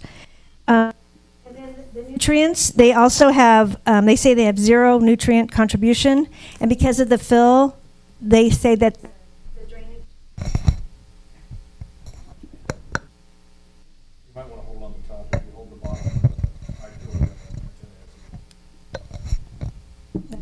You want me higher? Okay, I'll go higher. We'll see if that works. They were buy one, get one free, so. Such a deal, darling, I know. right? Don't Budget you love cuts. when you have to get lowest bid? They have no framework of how they're going to manage the total maximum loads that will go in from the watershed. They rely on distance as a protection of pathogens. Distance in drinking water is not a defensible stance. That's not how it works. So they've really not addressed any of the claims. It's the potential significant impacts to drinking water, groundwater, which I really haven't even covered. I really just addressed source water as it relates to surface water and recreation, public health as it relates to recreational exposure, and then the watershed with nutrient loading. I also want to point out that I have had the argument from some other electeds that, well, whatever goes in there, you guys can take out. And I can. It just costs a lot of money, but that's the drinking water side. But that also means that we're allowing somebody else to purposefully pollute our reservoir so all of you can pay for the treatment to take that out, which is not allowed under Title 22, California Water Regulations, or the Safe Drinking Water Act. They have not addressed any of those in here. So from my analysis of what they have submitted, it's deficient, and they should have to, at the minimum, be required to do a complete environmental impact report, which they have not done. I'm going to do it a little bit differently because we have a city manager and a city attorney that actually want to ask you some cool questions, I would hope. And they're going to play nice. They're going to play very nice, right, gentlemen? I can play however they want to play. Because Darcy did have a Red Bull. Darcy? Yes. Yeah. So I'll let the city attorney go first, but I will say that we're speaking to resident Darcy Burke, who also happens to be a water expert, president of Watermark. Correct. In the Marine Corps, we'd say she's no private schmuckatelli. While it's not somebody that is representing that agency, it is somebody who is an expert. Yep. And you said some things that, for two individuals that do a lot of this for a living, it perked. But he's way smarter than I am, so I'm going to let him go first, and then maybe have none. Right ahead. So I was listening to your comments, and I did have a couple of questions. Are they planning on having any water or monitoring wells No. in between the cemetery and the No reservoir? monitoring plan of any kind whatsoever in any of this project. Okay. That's surface water, and because it's actually like bedrock there, there would be no monitoring well there for groundwater. But there's no surface water monitoring either for stormwater. Okay. The second question was, assuming that the water district or some other entity engaged in monitoring of its own, and you did detect elevated levels of E. coli or nitrates coming from the cemetery, do they have a corrective action plan that they're proposing? They do not. Okay. E. coli. Yep. Yeah, I didn't want to get too much into the biological Any side of it. viral pathogens, let's put it that way. Any viral pathogens, there is Giardia, Cryptosporidium, E. coli, none of it. There's no monitoring or corrective or mitigated plan. Understood. Do you know if they have analyzed whether their current site plan meets the requirements of the Health and Safety Code? It's section 116980. Which prohibits placing it. I don't want to disrespect the burial of human beings, but it says animal carcasses, which would include human beings, from being within a certain distance of a water drinking reservoir. You know if they've analyzed that? They say they've mitigated against it, and there's no mitigation against that. So we're on the same page. And then the last one, and I'm sorry for asking the annoying technical questions. Do you know if the county is analyzing whether a large-scale natural burial site would be considered a discharge under the Porter Cologne Act? They had a traffic engineer analyze this, Mr. Attorney. So they have not. However, I will tell you that because they decided they're going to do a vault, this county has deemed it, they've complied with what you've asked. The water district is doing their own analysis. And then there are a number of independent water experts that are going to address exactly what you just said. I was just wondering if there was any plan on the county's end to involve the regional water board in analyzing the potential discharge from the cemetery. There should be. Okay. Those are my questions, Mayor. Thank you. That's why we had you start. Good job. Council members, do you have any questions for Darcy or any conversation on the item? Councilmember Stever? If I am allowed to ask, Director Burke, appreciate your comments there. You can call me Darcy for this one. Darcy, sorry. You didn't just make a comment, and I'm curious about, because I do understand the lake is the water district's jurisdiction. When does the water agency plan on having that water quality, their internal one they're putting together, complete? Would it be prior? So they don't have a water quality plan. What they are doing is the water district, from my understanding, is having a meeting with the applicant, and they are reviewing the documents they submitted. They will identify the deficiencies similar to what I did and submit them based on what they read. Appreciate your comment. Thank you. Mayor Pro Tem? Mic's on. Got anything? I'm terrified by the things Darcy tells us. I know, that's why. Okay. Councilmember Terry? First of all, Darcy Burt, we are so fortunate that you live in the city of Canyon Lake. Thank you.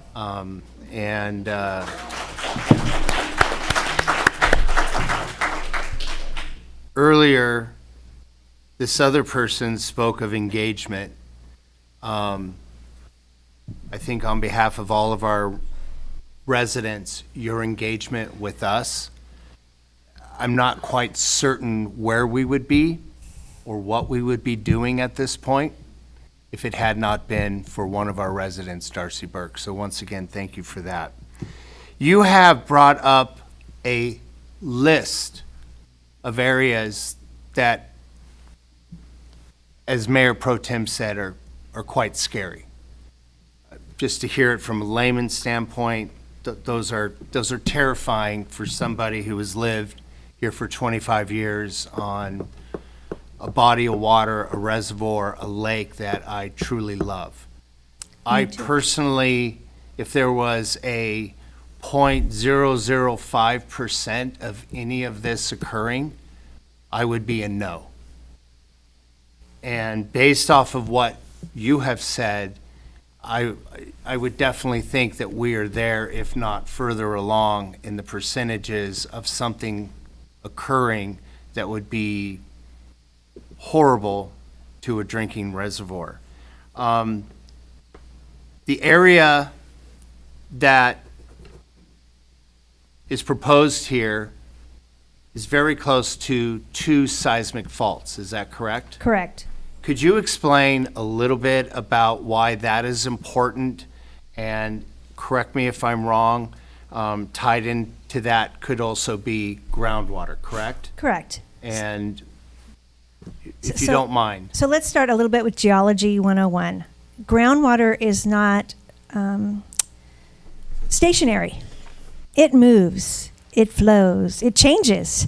If you've ever heard of a gas station having like an MTBE contamination and they follow the plume of that, it's because it moves along the groundwater, and if it has any influence on other aquifers or surface water, it may come up. Water is very dynamic, so it moves. When you have an earthquake, a seismic event, the levels of geology, especially in this area, they can shift. So when they shift, the water can move between the rocks, right? Water will go to the least obstructive place it can go, right? If you ever had the pleasure of a slab leak, I had 4 of them last year, it's going to find the path of least resistance, right? And that's the same thing here. Example. Thank you. So the path of least resistance, and it's the same type of thing. And then it'll continue to follow along. So it'll pick up whatever it goes along. I talked earlier about golden mussels and how LA County has stopped groundwater recharge because they don't want that type of invasive species in its groundwater. Now, whether they can actually survive there, I don't know, but they're not taking any chances. Same type of thing. That can percolate down should the groundwater table rise, because contaminants do move too. And when the water meets those contaminants, it's going to mix. So it'll go up to the surface and it'll go down into the groundwater. And then it's just a matter of where it moves and when. The other clean fill is how it's listed. Yeah, that's how it's listed. Clean fill. There is nothing that I read that has any oversight on what clean fill is. No, or how it's tested or monitored or verified. That in itself, no cemetery, but we bring in that much fill into an area that close to our reservoir. Would that in itself be a concern? It is a concern. I mean, each one of these by itself is a grave concern. At what point do you... No pun intended. At what point...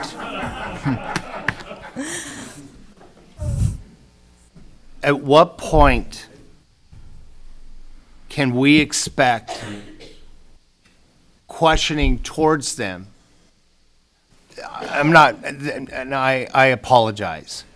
I feel that to this point, they have been able to submit documents, submit what they think are their findings, their mitigation, or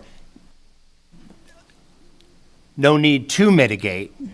And it seems to have gone uncontested to this point.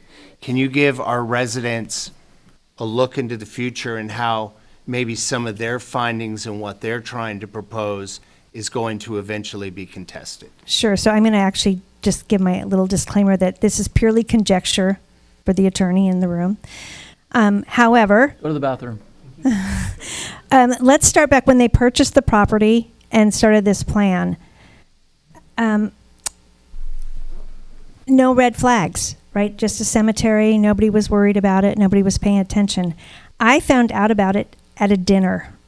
I happened to sit next to the real estate agent who sold this piece of property and had it on his phone. And he said, "Oh, what do you think about that new cemetery going out the north gate?" Right. And I don't believe in coincidences. I believe in divine intervention. And so I came back to the water district and said, "Somebody want to talk to me about this?" And we'd had turnover since that time had happened, and so they had to dig some things out. So what I think is going to happen, purely conjecture, is this is political. I hate to say that, because my entire career I have defended and worked for water quality and public health. Anytime we talk about the lake, you can pull anything out. I talk about public health and water quality. Same thing in Metropolitan. Same at the EPA, public health and water quality. This is no different. I think they thought this was because of where it's located in Meadowbrook, that this community would just not pay attention and it would go away. Canyon Lakers are not going away. So it really is about pressure. I believe the Planning Commission will consider this on April 1st at 9 a.m. and they will listen to the testimony, which also needs to be in written form, by the way. And they will either approve it or deny it. And either way, it's going to be appealed at some point and go to our Board of Supervisors. There's a few Board of Supervisors up for re-election. One of them ours. Donuts and what was it at the senior center? I think that's where the pressure's going to be. Because if we don't let our county supervisors know that this is unacceptable in any way, shape, or form, it's not about mitigating the risk, it's eliminating it. And the only way to eliminate this risk is to move it somewhere else.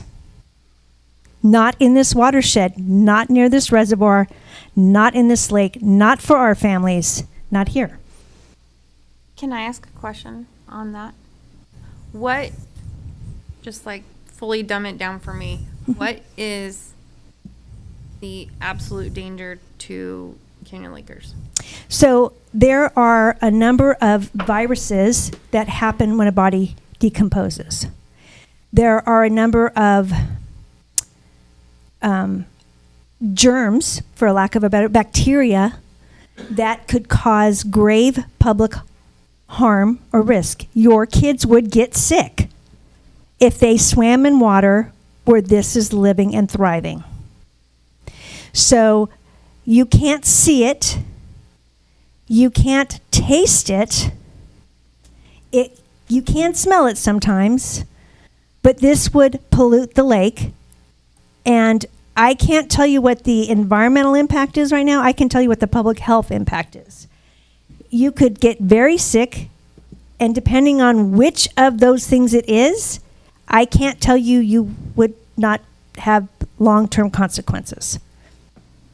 Respiratory, GI, whatever. So let's just take the two that we know are generally in the lake anyway, Giardia and Cryptosporidium.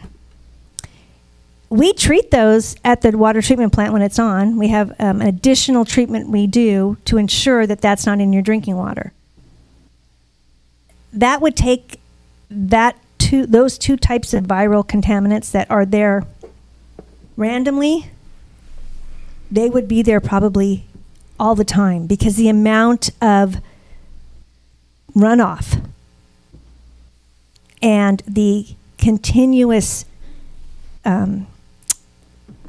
toxicity that's now introduced to the lake is not something you'd want to swim in. I can't also say that the Santa Ana Regional Water Quality Control Board wouldn't close it.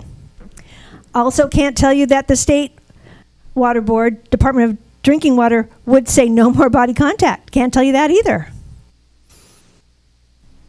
So, to summarize, the living seem to be a little bit more important than those who have passed on. That would be my priority, just like I will tell you that the human species are also a species and that they need to be considered when we look at environmental impacts, which typically in California they are not. That's a good point. Madam Clerk, is there any public comments on the item?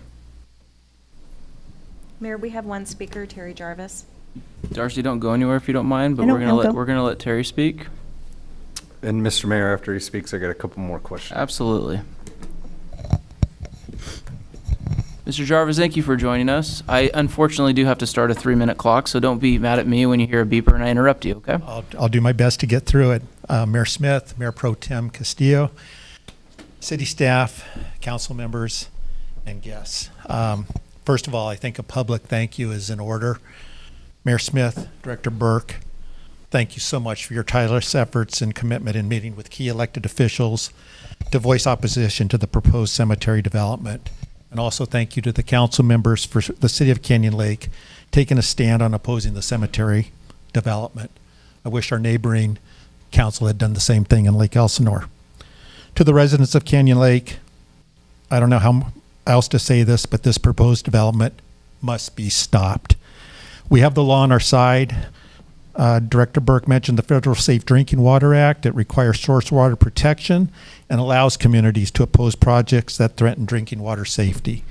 It also requires states to assess the potential of drinking water being susceptible to contamination, including land uses within watersheds. It allows communities to petition for regulatory intervention when new projects threaten water supplies.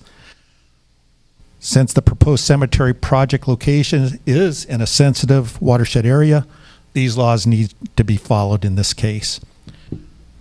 States across the nation have followed the lead of the Safe Drinking Water Act and have developed their own regulatory statutes to protect drinking water sources and ensure public health. In California, that is California Title 22, which requires water suppliers to identify cemeteries as potential contamination sources in environmental surveys. And that is done to design to protect public health by safeguarding our source water from actual and potential contamination sources. As Darcy has mentioned, there are several potential chemical and microbial contaminants that are known to be released from cemeteries into local groundwater. So the regulations from California Title 22 need to be adhered to. The proposed cemetery is recognized as a significant hazard to drinking water and recreation activities. As mentioned, the cemetery will be a natural buried cemetery, and environmental studies have shown that fluids from naturally buried, decomposing bodies can travel several miles through the soil. The proposed cemetery location is on a site in the hills above the San Jacinto River. Gravity will carry the contaminants and toxins via the soil and enter the soil surface water that flows into the San Jacinto River. From there, this contaminated water will flow into Canyon Lake, flow over into the Railroad Canyon Dam spillway, and then flow into Lake Elsinore. These toxins will cause both Canyon Lake and Lake Elsinore to become unusable for recreational activities. As Director Burke has noted, there are acute health risks associated with the known contaminants and toxins that will be present in the water, so there will be no body contact allowed in either of these lakes. Property values will plummet since no longer will potential homeowners be attracted to Canyon Lake, since our most important recreational amenity will be unusable. I'm sorry. Good job. That's your POA board member elect right there. Good job. Thank you. Appreciate that.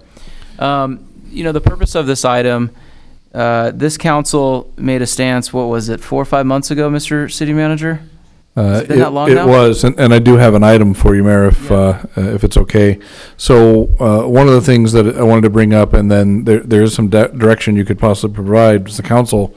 When you're talking about the MND or mitigated neg deck or mitigated negative declaration, it is a document that is basically saying, don't worry, I've covered all of this. You don't need to worry about an EIR.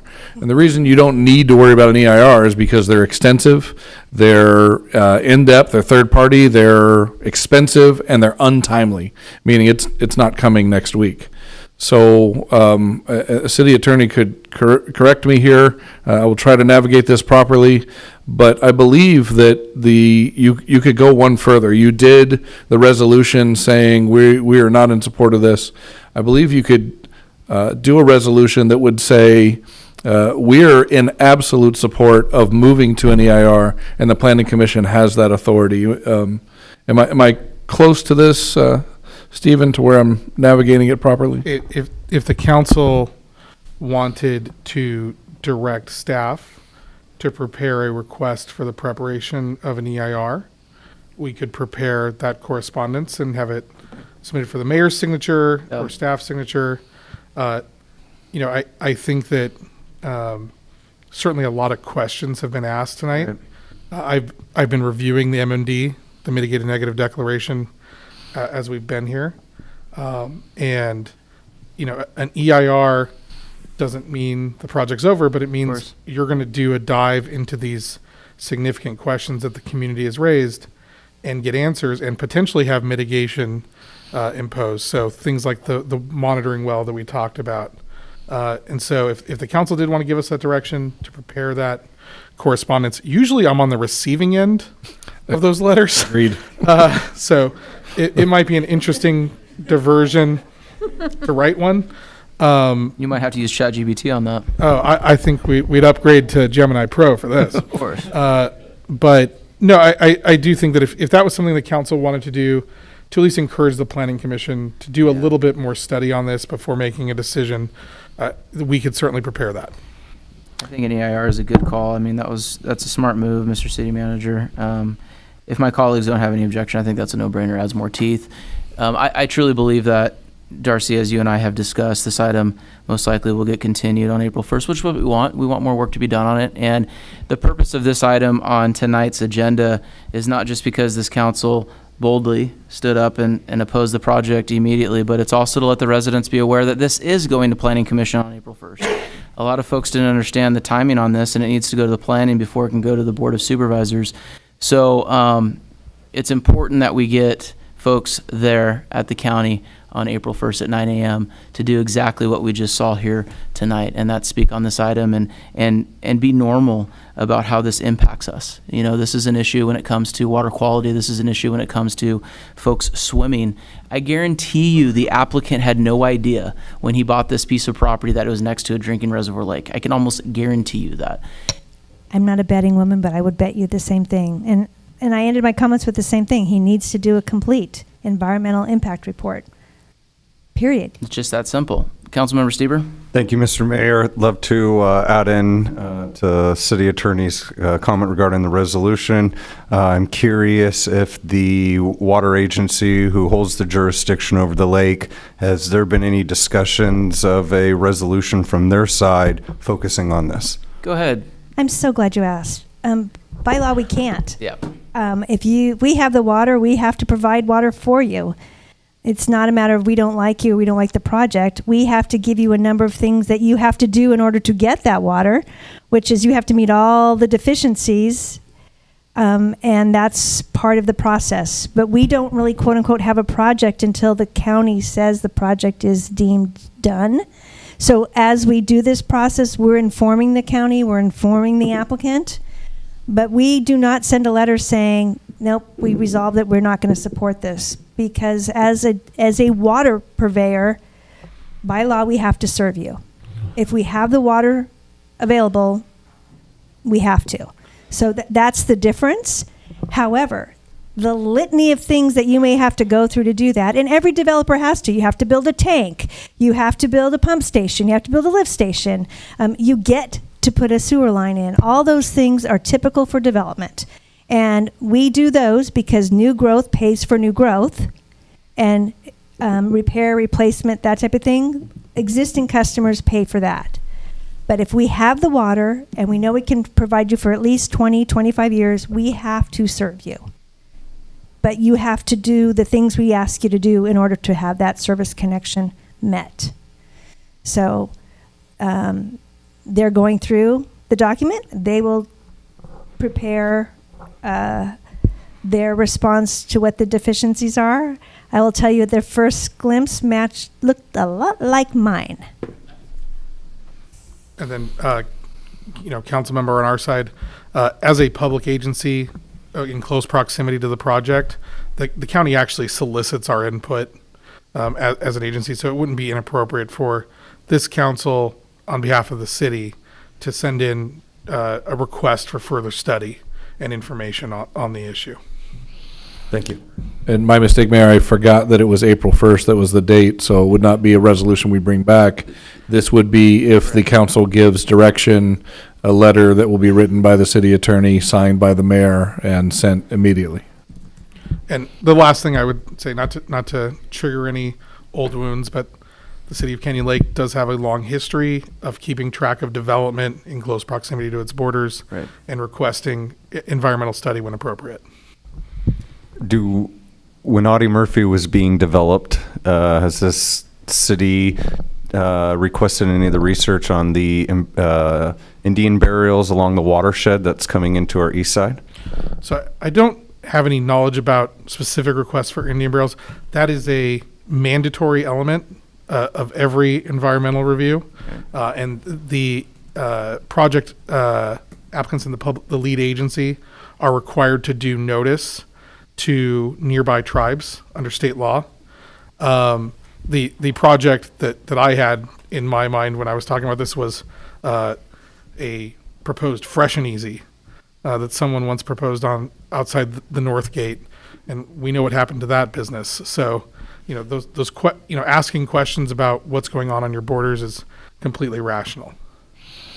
Thank you, and thank you, Darcy, for the information and the research. I'm all in on the EIR. I think that's a great idea. How do you want it? You need a motion? You need consensus here? Madam Clerk? Motion is to direct staff to prepare a request for an EIR for the mayor's signature and submit it to the County Planning Commission in advance of the April 1st hearing. Absolutely. If you get a motion, that'd be great. I'll make the motion. In red ink. Yep. Done. Bold. And to say not April Fools, because the meeting's on April 1st. Can we get a roll call? Do we have a second? Yes. Second. Second from our Mayor Pro Tem. Mayor Pro Tem Castillo? Aye. Councilmember Stieber? Aye. Councilmember Terry? Aye. Mayor Smith? 100% aye. Motion passed. Mayor, could I make one comment on No, you're done. You're out of them. I checked the box. You've already the done. Indian burial. You're done. Keep going. You're good.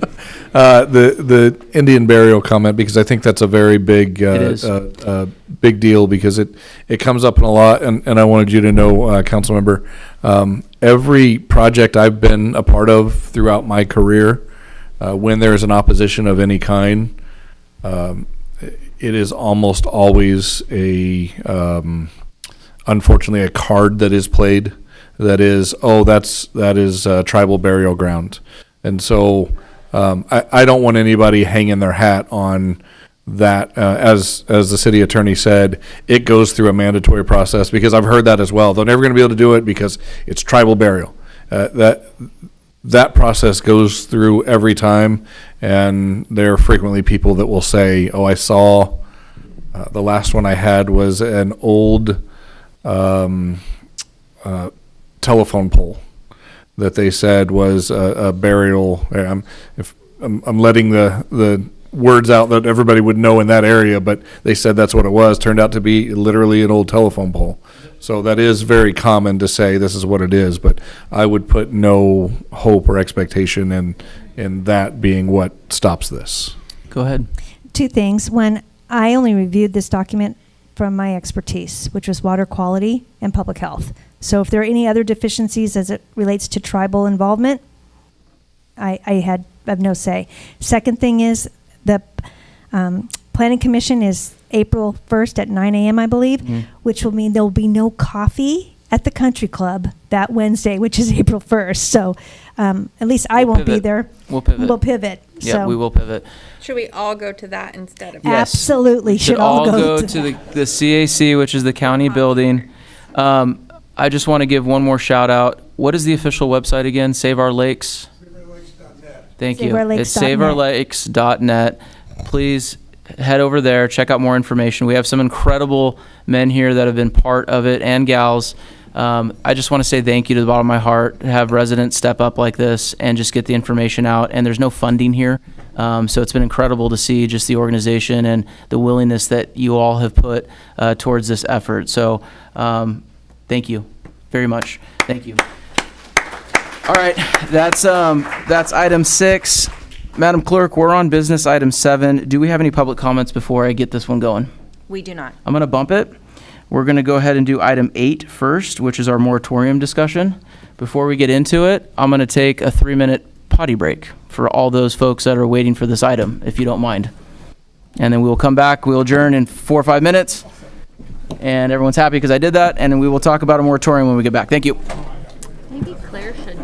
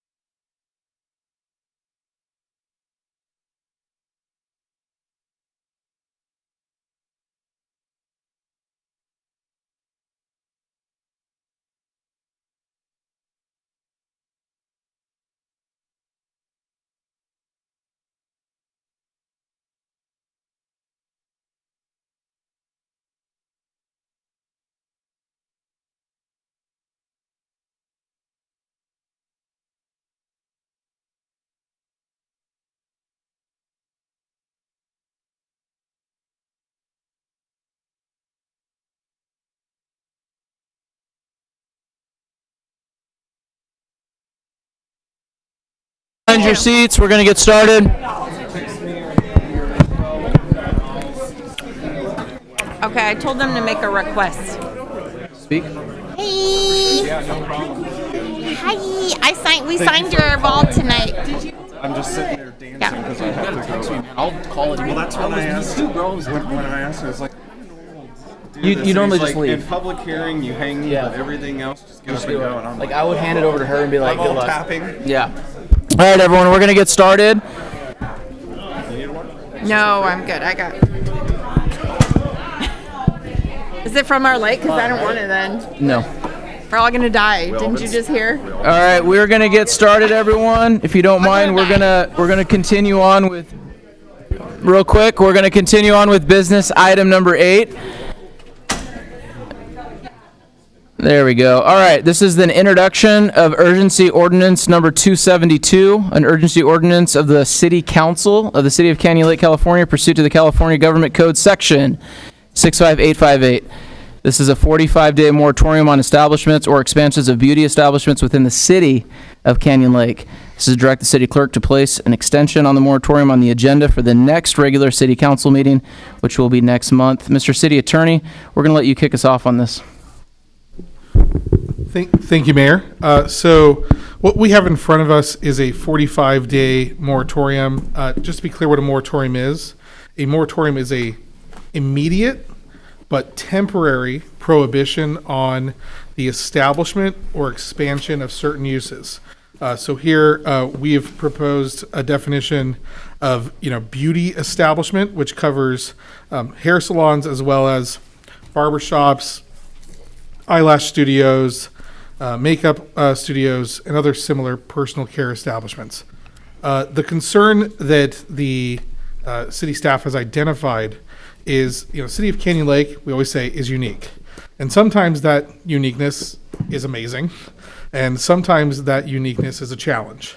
The challenge we face here is we have very limited commercial space available. Correct. And so commercial activity generates revenue for providing essential public services, and having a diversity of services available in the town center also ensures long-term economic vitality and ensures that our residents have close by access to those types of services. And when you have an over-concentration of one particular use, it can really challenge those two critical public safety issues that we've identified.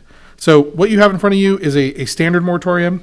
To be clear, the language of the ordinance that you have in front of you limits both the establishment of a new as well as the expansion of existing. So that may be a policy question that the council I'll be addressing wants to discuss. These uses are pretty unique. Normally you see moratoriums on things like gas stations. So expanding a gas station is a pretty difficult thing, but when you're talking about a hair salon, in theory, that definition could include just adding a new chair. Right. And so that may be something that the council wants to discuss. 45 days is the maximum amount of time that you can pass the initial moratorium. So you would have, if this is passed today, you would want it to be on your next agenda for an extension of up to 10 months, 15 days. Combined, that's 1 year. Okay. This is not a permanent solution to the issue. The purpose of the moratorium is to allow the city staff and council to come up with permanent regulations. Right. So I can tell you in other similar circumstances, that could include numerical caps on the type of a business. It could include use buffers, so you can't establish this use within so many feet of another already established use to ensure you have spacing. It can include other regulations. When it comes to some of these uses, they are regulated by the state already.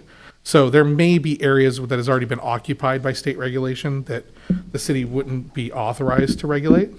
So we would analyze those. But what I'd recommend is first off discussing whether this is something that the council wants to pass, whether there are any changes you need to make, and then also having additional discussion on what is the permanent, or at least what is the general direction of a permanent ordinance that you would look for us to address this issue. Happy to answer any questions. It does require 4 affirmative votes. to pass. I know that we have one council member missing, still need 4 affirmative votes. Oh, he knows. He's sick in bed texting me, so I'll be reading his I comments. hope he feels better soon. That concludes my staff report, Mayor. Perfect. I'm going to actually, Madam Mayor Pro Tem, if you don't mind kind of kicking us off on this item. Sure. So the way this question for discussion and study came about was when we had our goal session. And it was brought to my attention by business members of the community in Canyon Lake. And as you've seen, we have gone around, Mayor Terry, I think when he was mayor, went to every single business in Canyon Lake and introduced himself and said, "What can I do for you?" And now we are doing the business spotlight in order to highlight the current businesses that we have here, the people who are getting business licenses and asking for citizen and chamber support to help them thrive, right? And you heard from the city attorney, one of our biggest concerns is sales tax revenue, because we don't have a big box store. Right. We don't have a Costco. And we're never going to get a Costco, right? And before we go to the citizens of Canyon Lake one day, potentially, with a tax measure saying, hey, we need tax revenue, we need to be able to explore any other method in order to get that sales tax. And most of the time that's through retail. Right. And I own a service business here. So I am absolutely understanding of the fact that I'm not necessarily contributing the way that potentially a restaurant is, or the market, or the gas station, etc. So what ended up happening was a couple of businesses came to me and said, hey, it seems oversaturated, potentially with wellness, potentially with beauty salons. And I, as a resident, not just a council member, but as a resident, want to make sure that we're supporting the people who are already here, not necessarily people who may want to come one day. Right. Because who are those people? Well, we don't know them yet, Right. right? So the feedback that I've seen online when this moratorium was proposed was, quote, "It's about time. Right. This should have happened 3 years ago. Yes, we need this, and I'm a salon owner, et cetera, et cetera." So my question to the council is, can we please study this to see if this is in the best interests of not only the citizens of Canyon Lake, because it goes towards sales tax revenue, but for the people that are here already working, already supporting their families with these types of businesses. Can we support them instead of maybe adding more to the mix? Right. And I second that sentiment. I think looking into this, because I too received the same type of conversations, and several business owners reached out to me to kind of pick my brain on what I thought of the item. And for me, I never want government to get in the way of our existing businesses. And a conversation took place with a few people on this idea of if they have a certain amount of chairs within inside their establishment. The example would be if they have 10 and now one of their gals leaves and now they only have 9, that now they only have 9 and they can't fill that 10. I know for me, and I can only speak for myself, I would never, ever want to say you cannot grow within your own establishment. I think as a business owner, it's your goal to create the best product you possibly can, and that means growing internally if you can. I think our bigger conversation that we're having is looking at brick and mortar. Heaven forbid if Pepe, Sports Shops, whatever brick and mortar that we have here went out of business, and we would not want another beauty salon to go. And that's the rhetoric that I got back from the community members.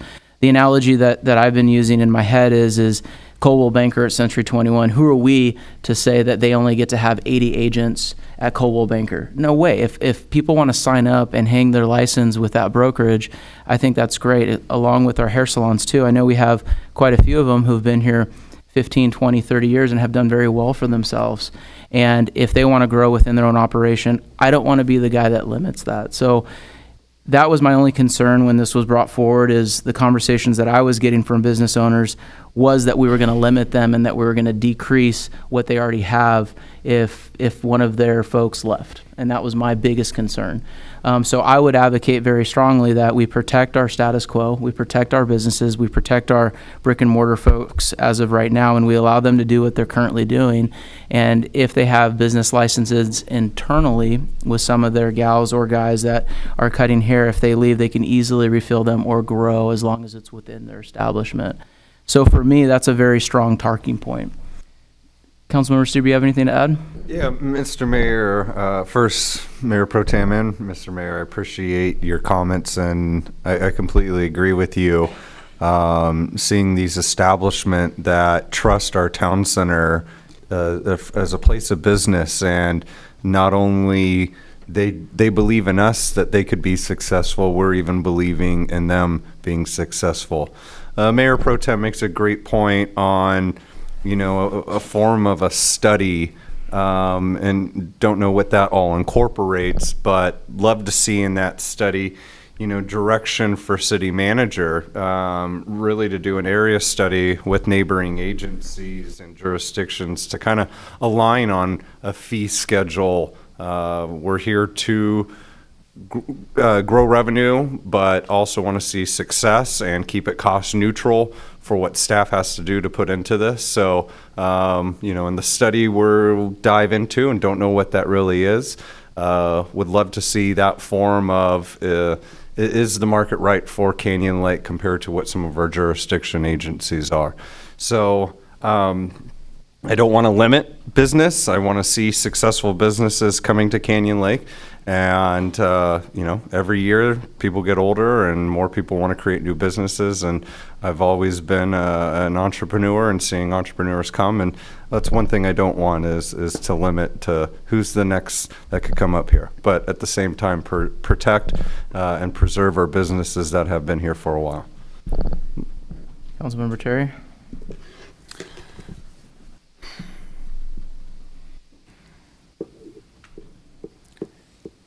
Mr. City Manager, how many actual owners of property do we have in the town center? I cannot tell you the actual owners. I can tell you the owners with business licenses. And No. Okay. Oh, I thought you mean owners of all of Actual that. owners of buildings within the town center. I believe we're one of them. Yes, I believe we're down to 26 now. 26. 26 owners. Owners of buildings within the town center. Right. A developer's nightmare. Councilmember Welty and I have served on the Economic Development Committee for the last 2 years. One of our biggest sticklers has been the fact that there are 26 property owners in the town center. It makes it very difficult because I could also point at other areas of retail space that would be ideal for a company or a business that could benefit our residents. But yet, at the end of the day, one of these 26 owners didn't want that. Instead, took a company that maybe has 10 employees that are going to just, that's all they do. And, you know, the issues that we're having in the town center, in my opinion, are widespread.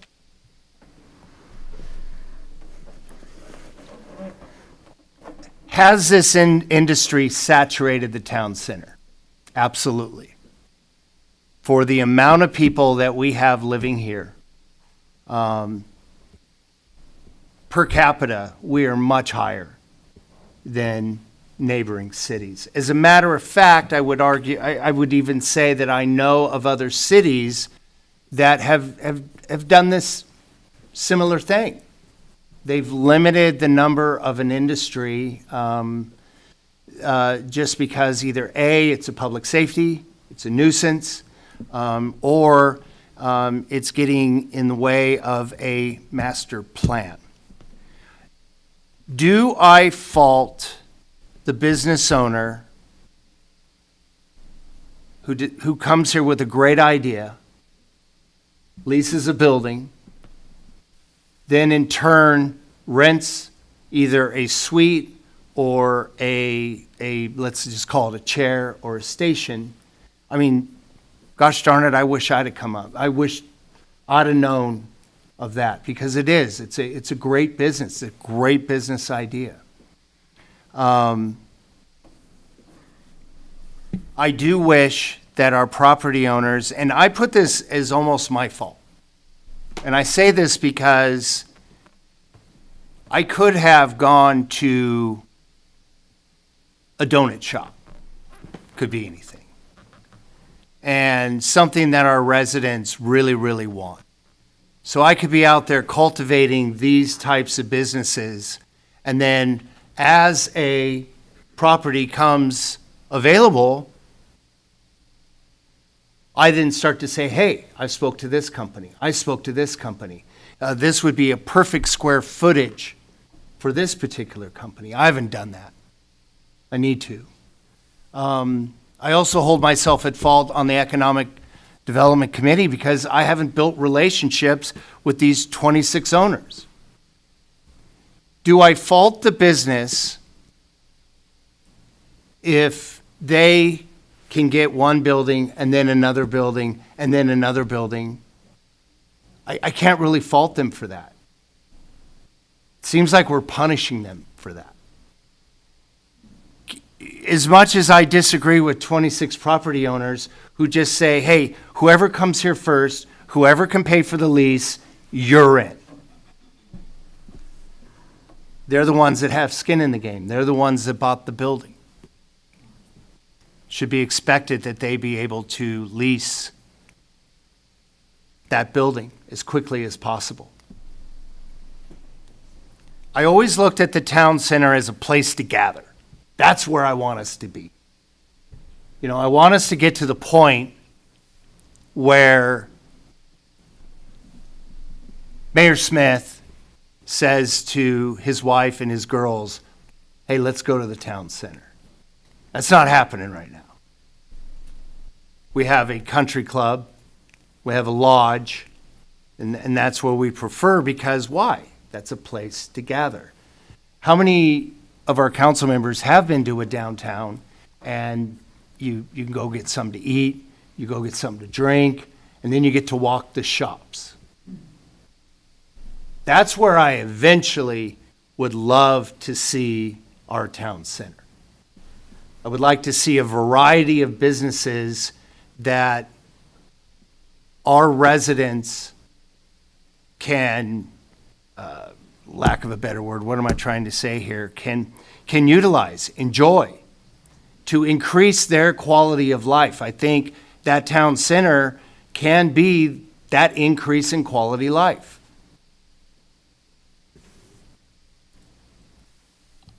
If I have a problem here, and I want to ask questions about 45 days and what we hope to accomplish in that 45 days.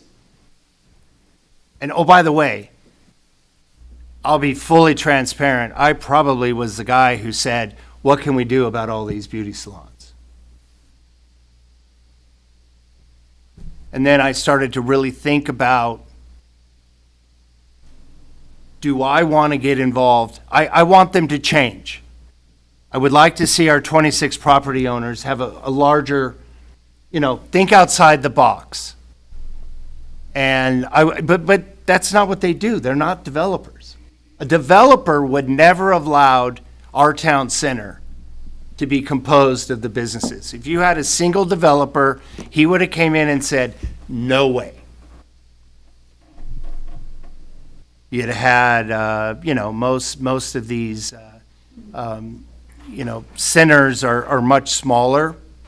But you have one beauty salon, various restaurants, clothing retail, things that encourage the resident to browse and to spend time and to create those minutes and those hours within the town center.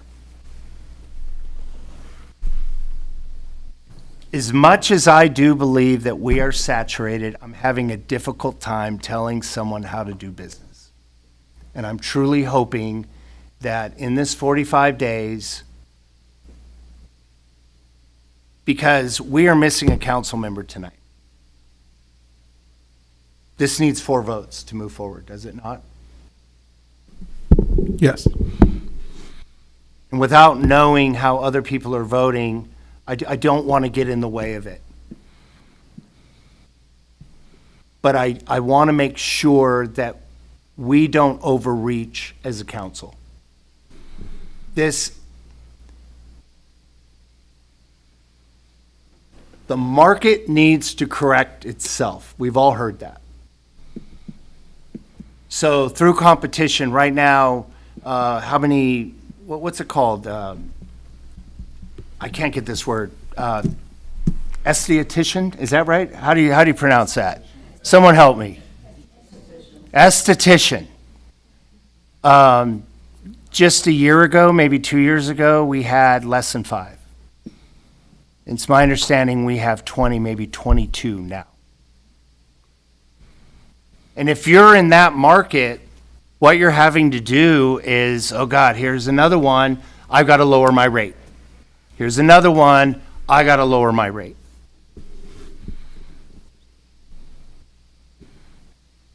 The market should be able to work itself out. The market should say the competition is too great. This is no longer a viable business. And I think for the many of the people that do rent the chair, who do rent the suite, it's got to be difficult on them. If you own the entire building, it is a great business model. But if you're the person who is in that chair, what are we doing? I know exactly what your thought is, and I agree with that. Protecting them, giving them the best opportunity to be successful. I'm just not sold that we are the ones to do it. I'm going to give you a little bit of feedback that I received from my landlord. When I went to apply to have my office space, there's another law firm in the building, different type of law. He went to that lawyer and said, can we have another lawyer here? And because we have different practice areas, he let me in. But I can appreciate that from her perspective and also from my perspective. And this is not about stifling capitalism or competition, because I think all of us in Canyon Lake believe in that. Yep. This is about making sure that we are listening to the people who live here and the people who are already doing business here. And a concern that they have is that at some point this entire town center is going to be one big solo salon and we are not going to have any other businesses, and then the residents are going to pay taxes to compensate for our lack of master planning, which is our job. Yep. As most of the residents know, Mayor Pro Tem, by the way, Councilmember Terry, I've had the opportunity to sit here and listen to you speak, and you have, no pun intended, an amazing haircut tonight. So thank you. You've done a very good job. You picked an incredible. Actually, I would like to thank Lewis, our barber. There you go. Who is here in Canyon Lake. As the residents don't know, or they might, we don't have a planning commission here. Correct. In the city of Canyon Lake. So a lot of these decisions are done on the planning commission level. And for us, we have to double down as council members because we really have to interact and engage with the residents. Planning commissions are appointed. They're not elected officials, they're appointed positions. So they get the opportunity to have the buffer when projects come forward to them because they're not electeds, and it's a different relationship with residents. We have to have that relationship with our residents, which is why when this item was brought forward, social media does what it does, and people go to their keyboard warriors. And I was surprised to see the overwhelmingly response and the positive on this item. The only concern that was brought forward was the actual business owners themselves. And when they've contacted me, and I don't know how many of you had the chance to speak with them, but how many do we currently have in Canyon Lake, Mr. City Manager? Licensed, we have 25 individual brick and mortars and 47 suite or booth rentals. So I would say over half I've had conversations with, and the only concern that was brought forward to me was what I talked about earlier, which is limiting them on either replacing what they already have or expanding internally. So, you know, we do a lot of things up here, cool things, like start a fire department or a police department, and we get nailed by the public. This is one of those items that I'm shocked more people didn't come out in the opposition that you're bringing tonight. And so for me, that's why this conversation is a no-brainer, as long as we're protecting our status quo of businesses. And speaking to those different business fronts, they shared with me the story of what's going on, and that is we have extremely cheap rent in the town center. And that's why we're getting inundated with what we are dealing with tonight, because it's just not matching, not even this community. When you look at this community median income, it's not even close to what our surrounding areas are. But also when you look at what the cost is to rent, even in Sun City, which is a cheaper area around us, Canyon Lake Town Center continues to be extremely low, which is why we're getting all these outsiders coming in doing business into our community. And this is exactly why so many residents have reached out to me and my wife, please leave her alone, she's off limits, but you guys do it anyways, to complain about we need diversity in our town center. And unfortunately, since we do not have a planning commission here, we have to make those tough decisions ourselves. And I know for a fact that our Mayor Pro Tem has indicated multiple times the importance of tax revenue.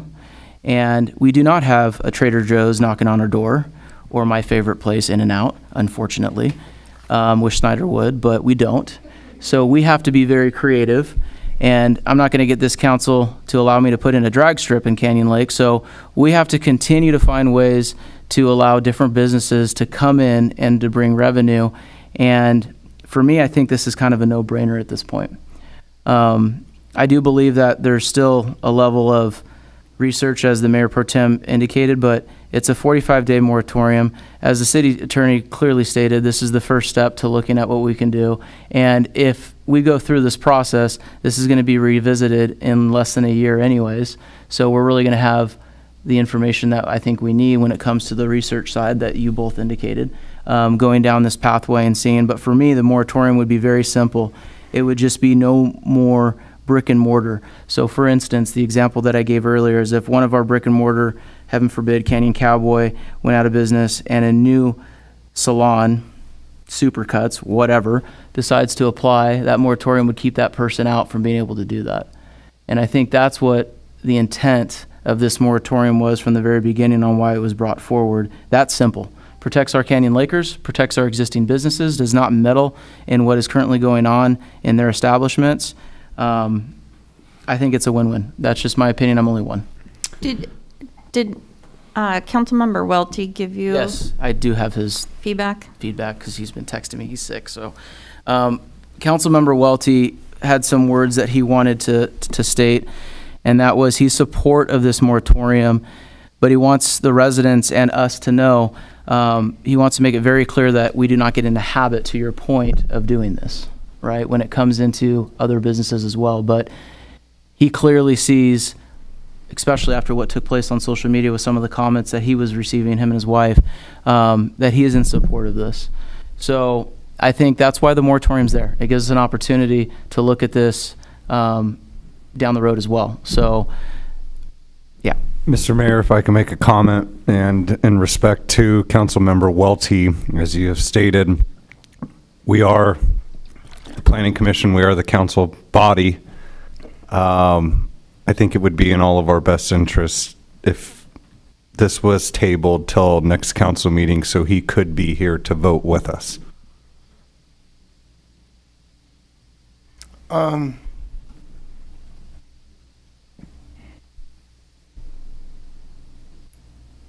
What should we expect in the next 45 days on behalf of staff? So obviously your city manager and staff can do research. You know, I think the level of commitment, I don't want to speak for him. It's going to depend on the level of priority the council assigns to it, right?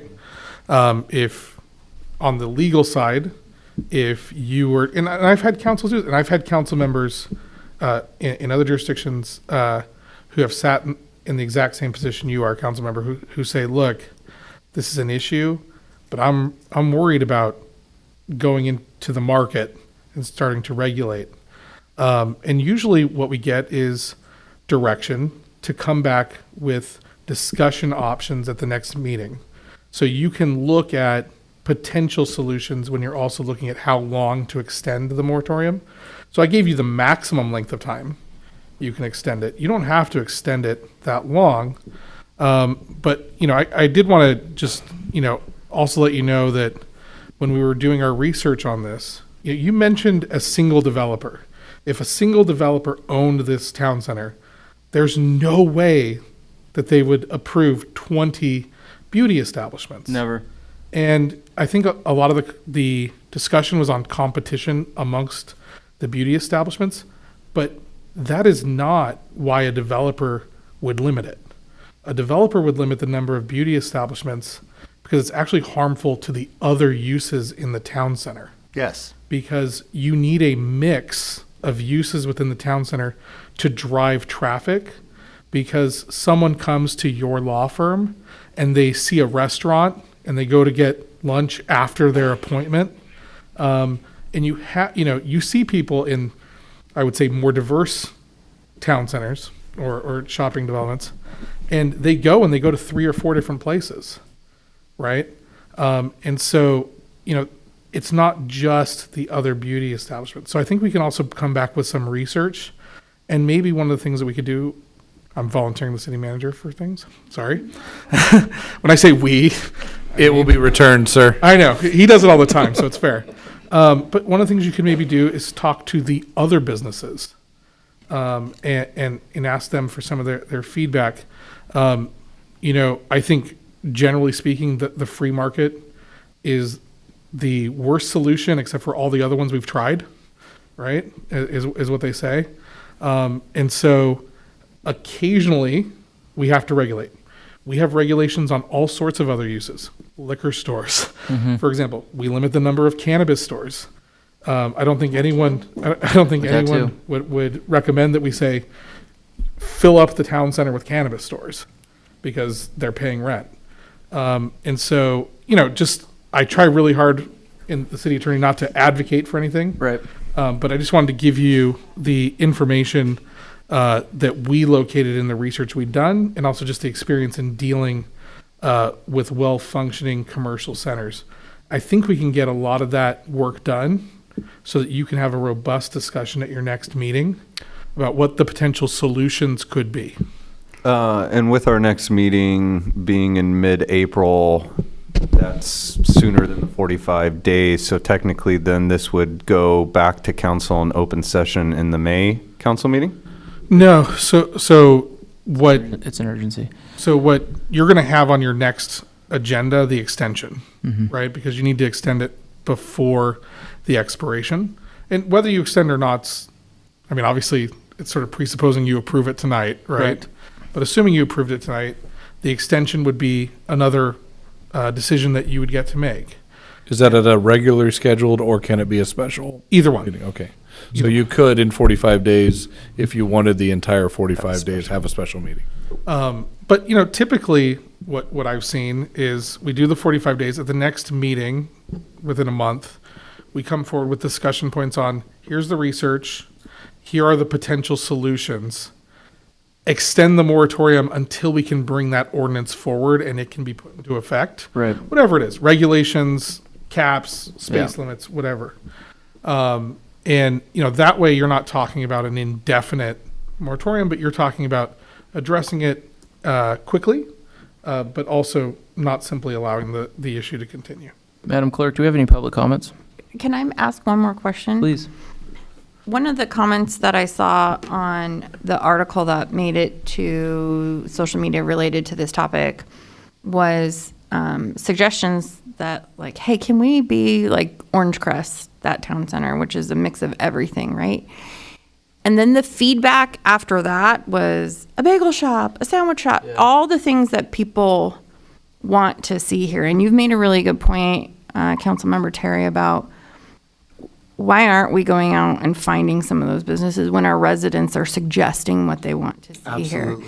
And maybe some of the things that we could be doing in that 45 days is doing just that. Who's interested? Who wants to become a part of our amazing city and our community? Maybe that's some of the research that we could also be doing, is how can we take the resident suggestions and make that a real possibility? Like, we now have a sign. Which we're talking Can about we tonight. be advertising, come to Canyon Lake, come to the business? I mean, we have the chamber who is now so involved. We have opportunities for amazing partnerships. That's what we could be doing. In I 45. agree. We're in a really good spot. We're in a better spot than we've been in the 3 years that I've been on council. And just to be clear, this has been the strangest argument I have ever made, because I am entirely agreeing with everything that you're saying. I'm just having this little bit of an issue in dictating what a business can or cannot, where not they can do. Councilmember Stever, as well as Mayor Smith, you bring up a great point. We are at this point, we are kind of the planning commission. And I would entirely agree with that. Madam Clerk, public comments? We have 3 public comments. Let's do it. Gus Lechty. Thank you, Gus, for being here. Thank you for having me. You get 3 minutes. Don't be mad at me if I have to stop you. Good evening, Mayor, council members. We got to get Hold you on, a mic. Gus. Okay. But it's good news. The timer hasn't started yet. So. Go. Good evening, Mayor and City Council and staff. My name is Gus Lichty, and together with my wife, Amy, we have been operating a business in the town center for approximately 16 years. 2 of those businesses are Sugar Dolls Clothing Boutique, which you guys all know, and then Wild Blush Salon Suites. I serve as the president on the Canyon Lake Merchants Association, representing the businesses and the property owners here in the town center. Over those years, we have invested significant capital in an effort into building our business while fully complying with the City of Canyon Lake's zoning and regulations and approvals. Our salon suite business has now been operating for approximately 7 years. We currently have dozens of suites filled with independent beauty professionals, each running their own small business and serving the Canyon Lake community. We have worked hard to create an environment that supports independent professionals and contributes to the local economy. We want to make it very clear that we are not expanding and we are not opening new locations. Just want to let you guys know that. Our goal is to simply continue operating the business that has already been established and to fill the suites through normal turnover. That is a normal part of our business model. As president of the Town Center Merchants Association, I also represent many of other businesses in the Town Center. We all want a healthy mix of businesses in a thriving town center, just like you guys do. Sorry, I'm a little nervous. You're good. Our concern tonight is making sure that any moratorium or future zoning changes do not unintentionally harm businesses that have been operating in good faith for years under the city's existing regulations. Our business was built in reliance on those regulations. The salon suites also support dozens of independent women, small business owners, and a policy affecting our operation directly affects many of our local professionals and their families and services in Canyon Lake. My main question right now is, most important question to a lot of the people here, for clarification on the record, if an existing suite with our already permitted salon suites or salons business becomes vacant through normal turnover, will we be allowed to place another licensed beauty professional into that same existing suite without that being treated as a new prohibited beauty business under the moratorium? Also, if any suite owner or salon wants to relocate within the town center, would that be allowed as well?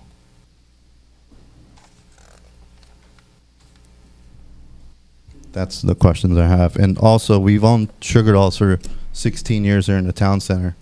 It is really hard to survive as a clothing store when you have a bunch of competition. like Temu and everything else. But I know those Thank are my you. 3 minutes. Thank you. I appreciate you guys. Yep.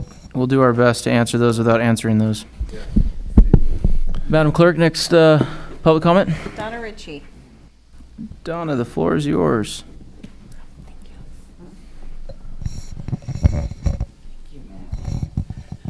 Good evening, Mayor, Council.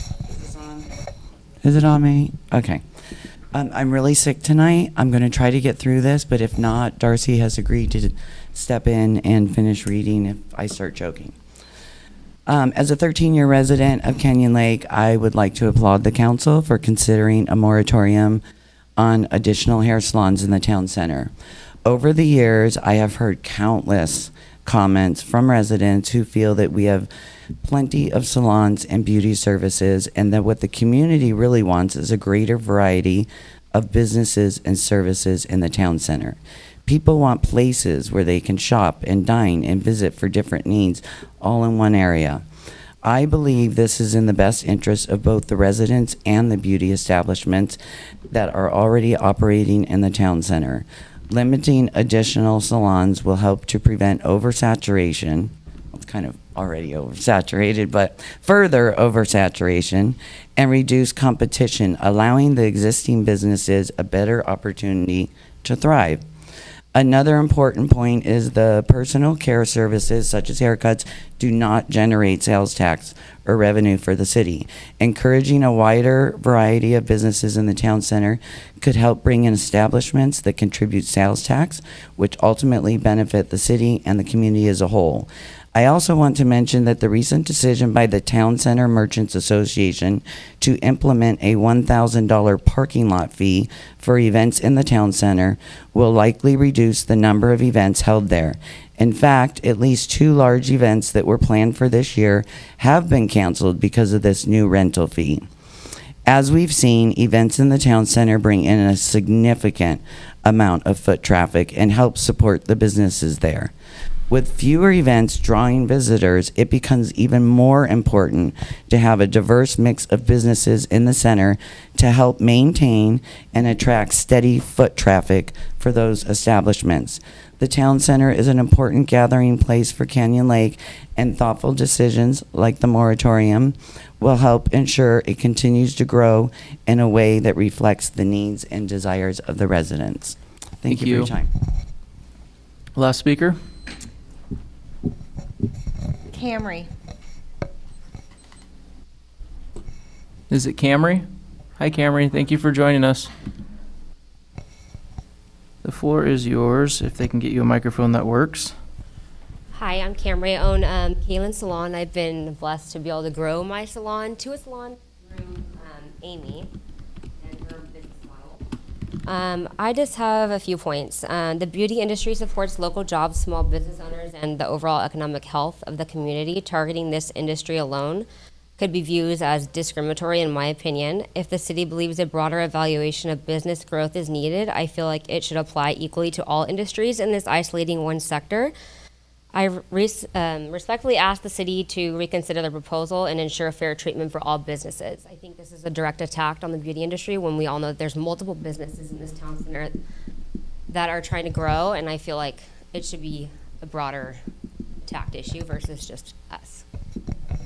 And then also I have a question. If I wanted to grow my salon and I'm still already established here, but I wanted a bigger building, is that something that I'm not going to be able to do? Because that's part of growing, and I think that's an opportunity I've always had here. Thank you. All right. Any other comments from my colleagues? Mr. Mayor, I got one towards City Attorney. If moratorium was passed or if it wasn't tonight, we could still provide direction to city manager to start this study, and this topic could come back again in future council meetings if it wasn't passed. So your authority to give direction to the city manager to study things is independent of whether you pass the moratorium or not.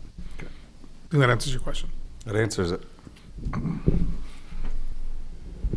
Mr. City Manager, in regards to a salon, let's say for make the math easy, they have 10 chairs or they have 10 suites.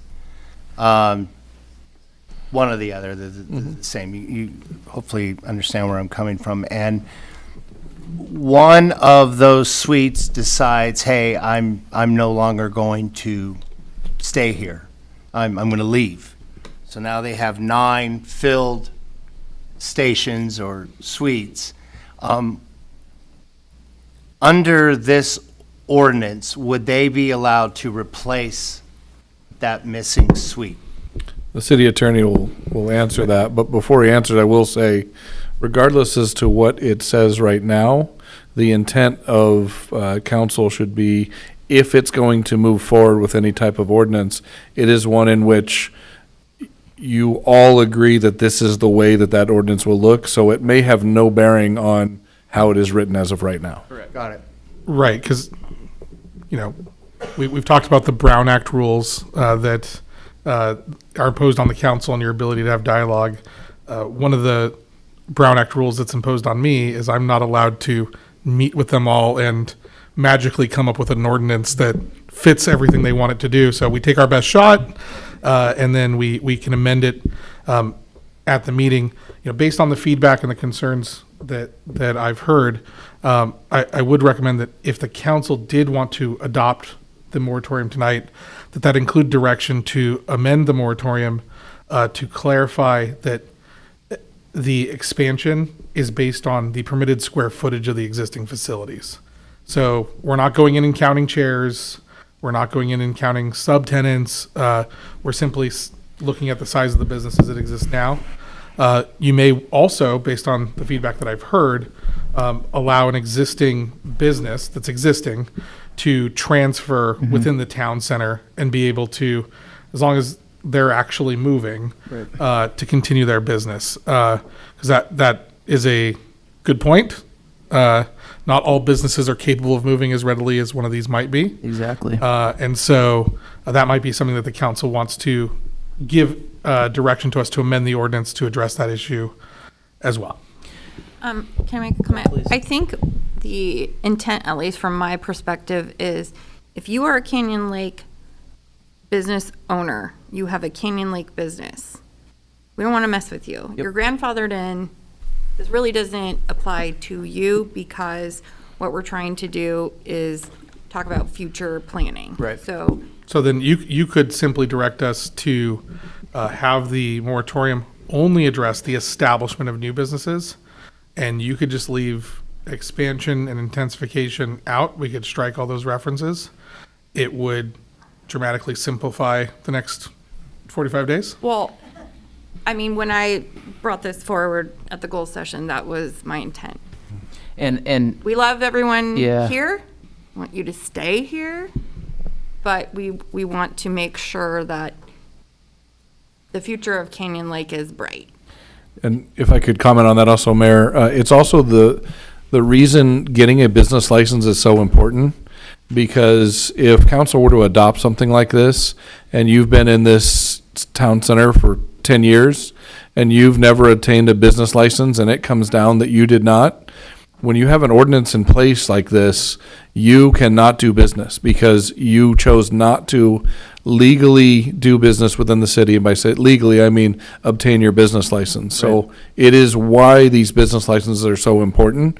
And I would love to see a mad dash, because the numbers I have before me do not match the numbers in front of my eyes when I walk outside. So I don't know that these numbers are accurate, but I don't want anybody to, regardless of what council decides to do, I don't want anybody being in a position where they now have to fight for their survival because they didn't know a business license was a thing. That's my point.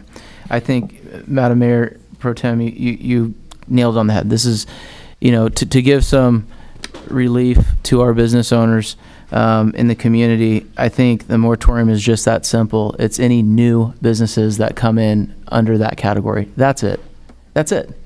It's not even looking at existing businesses, or if they decide to move to a location, to a different site. It's none of that. It's as of right now, status quo, looking at new ones, new folks that are coming from outside in. It protects our current businesses. It allows our current businesses to expand and do what they're currently doing, as long as it's in the right place. So I've had too many conversations with people. I'm a man of my word. I am going to make the motion that we move the item under that jurisdiction. I have to tonight because I've asked too many people have asked of me to do so. I've always been very transparent with what I do, and I'm a man of my word, and if I say I'm going to do something, I'm going to do it. So tonight for me, I know that, we have to have a 4/5, so it's going to ask all of my colleagues to support this endeavor, but it would be very simple that we move forward with the 45-day moratorium under the jurisdiction and clear as day that it's just any new businesses under that category of beauty salons. If I might add something to maybe address Councilman Stuber's concern. I think the reason a moratorium is important is it's going to be very hard to study if we don't have a moratorium in place, because tomorrow we could have a mad dash to rent out those spaces. Because of this meeting. Because of this meeting. And if we're trying to see what moving forward looks like, we need to at least have kind of a placeholder and a measuring stick for that purpose. And if I could comment on that as well. The city attorney and I are fortunate in that we don't have the pressure the council does of making these decisions. But there are things that I'd want you to consider in the event that you decided not to do it based on what you're saying right now, and you wanted to come back to next meeting. You do run the unintended consequence of raising the value for about a month of these individual suites for almost the antithesis of what you're trying to stop. So your decisions are heavy today as to whether or not to do it, but I would say that, again, if you're not going to do it, absolutely don't do it. If you are going to do it, but your plan is to wait a month, you're going to have some severe unintended consequences of waiting for that. That reiterates my motion. And can I make one more comment? Please do. What about transfer of ownership of these existing businesses? Let's say one's been successful, they want to sell, be a new owner, new business license. Does that prohibit them from buying that existing establishment, but it will be a new business license? Or are we kind of looking more at this as the quantity per the exact address that is already established? My feeling on that is this is not like an ABC alcohol license that you transfer. Yeah. It's not a legacy transfer because, you're selling off, a new business just because it's status quo. That's that business. So again, I think that's why thank you for making the point you made earlier. It's very clear. It's new business in general. I don't care the story behind it. It's just new business. And if, we have a few, beauty salons that have multiple chairs inside. If one of those chairs decided to leave and rent out their own space and add a couple more chairs, would we limit those additional chairs to be added? With inside that brick and mortar, absolutely not. Thank you. There's a motion on the floor. Second. So, Mayor, do I understand your motion to be to adopt the moratorium, but amend it to remove the restrictions on the expansion or intensification of currently existing businesses? Correct. Okay. We can do that. So we'll make those changes and we'll get you a signature ready copy tomorrow if this passes. City Attorney, I would need direction on how we handle those individuals that do not have a business license. Is there some type of opportunity they would have, a 90-day ability to get right? Almost invoked my grandmother and said, get right with the Lord. Yeah. Get right with the city.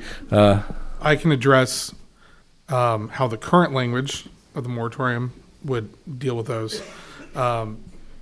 Businesses that have all required approvals and permits necessary to authorize their operation are exempt from the ordinance as it's written. If you have a business that does not have any permit that is needed to lawfully operate in the city of Canyon Lake, as currently written, it is not exempt from the moratorium. So that is the answer as written. If the council would like to change what the effect would be, then you can certainly give that direction now. Yeah, and if I could, I don't know if I can request this, but perhaps amend it to a 90-day to give those individuals an opportunity. We would hope that they have business licenses, but you're talking about somebody's entire livelihood here who this is their opportunity to resolve that. I have a question that I know the answer to, but I think maybe the public needs to know the answer to. If you are operating a business without a business license, what are the penalties for that? So it starts with a friendly letter informing them of the legal requirements to operate in the city of Canyon Lake. It's followed up with a less friendly notice of violation. It then escalates to fines, but ultimately, if you did have a business that was willfully not complying with the business license requirement, the city could seek to shut them down.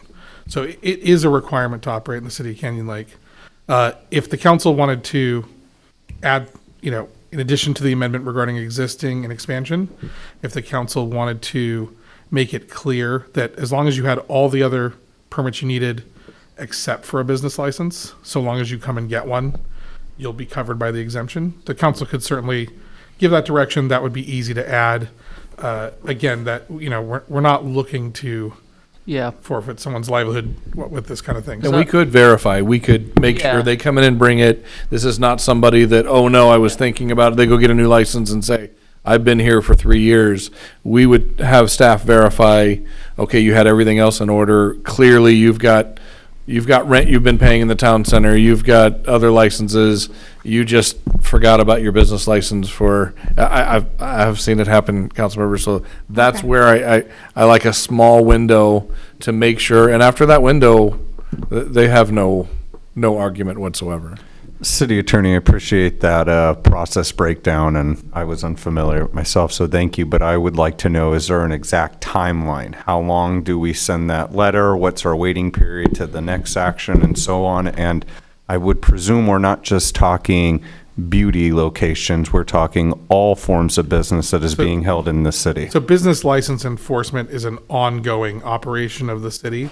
I'm not aware of, so there are no mandatory enforcement timeframes that we have.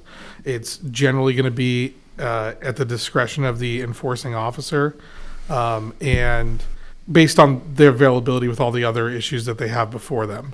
But I can tell you, Canyon Lakers and the businesses that we deal with, it's not intentional and willful for the most part. I think we had one who we had one. Everyone else, it's like, oh my gosh, I'm so sorry. I'll be down to City Hall tomorrow to get it taken care of, and they usually do. So it's the kind of thing that I think if we have that issue, we can address it with them. We also do not have business license inspectors, as some of the larger cities would have, that operate kind of like code enforcement. How we enforce it is, one, either somebody tells us, or there's some type of incident where you go in and say, oh wait, do you have your business license? And that's the vast majority of how we do it. It's unfortunately far more reactive than proactive because we don't have that capability. Madam Clerk, we have a public comment. Mayor, we have one additional public comment. Yep, let's hear it. Amber?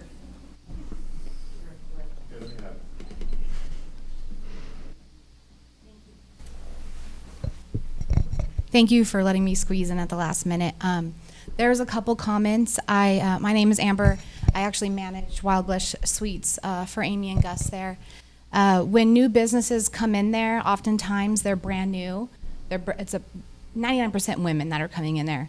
They're brand new to owning a business, to starting a business. We help them and directing them all the proper documentation they need, like a Canyon Lake business license. We make sure they have everything that they need to in order to get their business off the ground. When talking about if a hair salon, a chair, or a suite, if somebody were to leave and another person to come in, the business model of the salon suites are a little bit different in where they each have their own business license. It's not just a chair turning over. Right. They do need to get a business license, and we make sure of that. So, and stopping the ability of new beauty salons to get a Canyon Lake business license, it would be preventing them in filling that suite. So I'm not sure how that would be able to get around, I guess, or for them to be able to continue using the same business model that they've had, that they designed the business to be. So because of the Brown Act, I can't talk to you, but I can talk to him, okay? So enjoy this conversation. Mr. City Attorney. So when we were talking about the amendments that the council was proposing, already had that concern addressed. Yep. We're looking at the physical dimensions of the existing building. So brick and mortar. Like we said, if you have a chair that's vacated, someone comes in, that will be allowed to happen. If you have a suite that's already existing that's using this, they come and someone leaves, someone comes in, that will not be prohibited by this. The conversation, I think, is it's only related to brick and mortar, and that's a new establishment, a new storefront location that is completely brand new to the town center. It has nothing to do to impact the example that one of our speakers gave of someone filling and getting a business license. It does not take away our individual hairstylists from obtaining a business license or getting in the industry and starting with one of the salons that we have here in the community. I could never be a part of that personally, but it's the concept of purely looking at just brick and mortar. But yes, and so it's, without getting too far into the weeds of land use law, we're talking about regulating the land use of the structures. We are not talking about the business regulatory side. So we will make sure that it is written in a way that if you have a tenant leave or subtenant leave one of the suites, a new one could come in, go get a business license, they're not going to be turned away. And if that's the council's direction. That 100% is the direction that when I made my motion. And if I can go even further on what your motion was not only to be able to turn that back over, but if that existing salon had 10 and wanted to go to 12 within that building, they could continue to grow. They just can't grow outside of the building. 100%. And like our Mayor Pro Tem said too, if that existing business finds a better spot in the town center, they can move accordingly. It's not a new business. It's a better opportunity for them to grow within the boundaries of the business that they've created. So that's very important that we identify that, because that was brought up tonight too in discussion. So Mr. Mayor, though, but if that tenant decided, that chair, I'll make it easier that way, decided to go get into a new building with their existing business and they want to grow now 10 chairs, are you saying we will add 9 more additional business license? No, because it's within that existing business that their license even exists to begin with. The analogy is the best to help you, Councilmember Stever, to understand it. It's like I said earlier with Coldwell Banker or Century 21. These are agents who hang their license. We have barbers right now, hairstylists who work underneath a business. That's why the number of businesses that the city manager has identified, it's not an actual business. They're independent contractors within a brick and mortar. But I do believe some of those do have their own business licenses as well. They all do. So if now they wanted to go and not be a tenant to one of these, I don't want to use a name directly, but one of the main salons here and have their own salon under their existing business license, we are prohibiting from them to expand and be successful. We're prohibiting them from obtaining a new location of expanding an entire new business, yes. Because they're already within their jurisdiction that they chose to work under, and it would remain that way. But Mayor, so I understand they could also transfer. So you're saying, like, 100%. I know Dirty Blondes and Wild Blush, and so if one you wanted to leave Wild Blush and go to Dirty Blondes, there's nothing that would prevent you that you'd still be able to have your business license and carry it over. The question I have for direction, and I think it's right along the line of Councilmember Steber, is if Salon A has 10 chairs today and there are 10 business licenses in there, would we allow them to expand to 12 chairs in their brick and mortar? Or would they be stuck at that 10, understanding if somebody left in that 10, they can absolutely fill them back up, but would you allow the chairs to expand also 10, within 10 the to brick? 12 is the conversation, and I would say absolutely, if their brick and mortar can sustain the additional space, then obviously they're doing a good job recruiting and they're growing their business. The entire moratorium was set out to the community to seek additional businesses that for our space. That's all it was. It was right now when a new space becomes available, it's immediately a beauty salon for the most part. That's not always the case, but that's what's been trending and that's what's been happening. And when this was brought forth to the community, everyone, as the Mayor Pro Tem stated, there was more comments than not, asking us to do something to try to get new businesses here, different businesses here. She's still up there. I felt bad. I should ask her to sit down. So we do have a motion, and I think what Councilmember Stieber is saying is if you have Salon A and you have Salon B and there's people who work in Salon A, instead of just going over to Salon B, they may want to create Salon C and then now have 20 people working for them. That is where we are drawing the line. Right.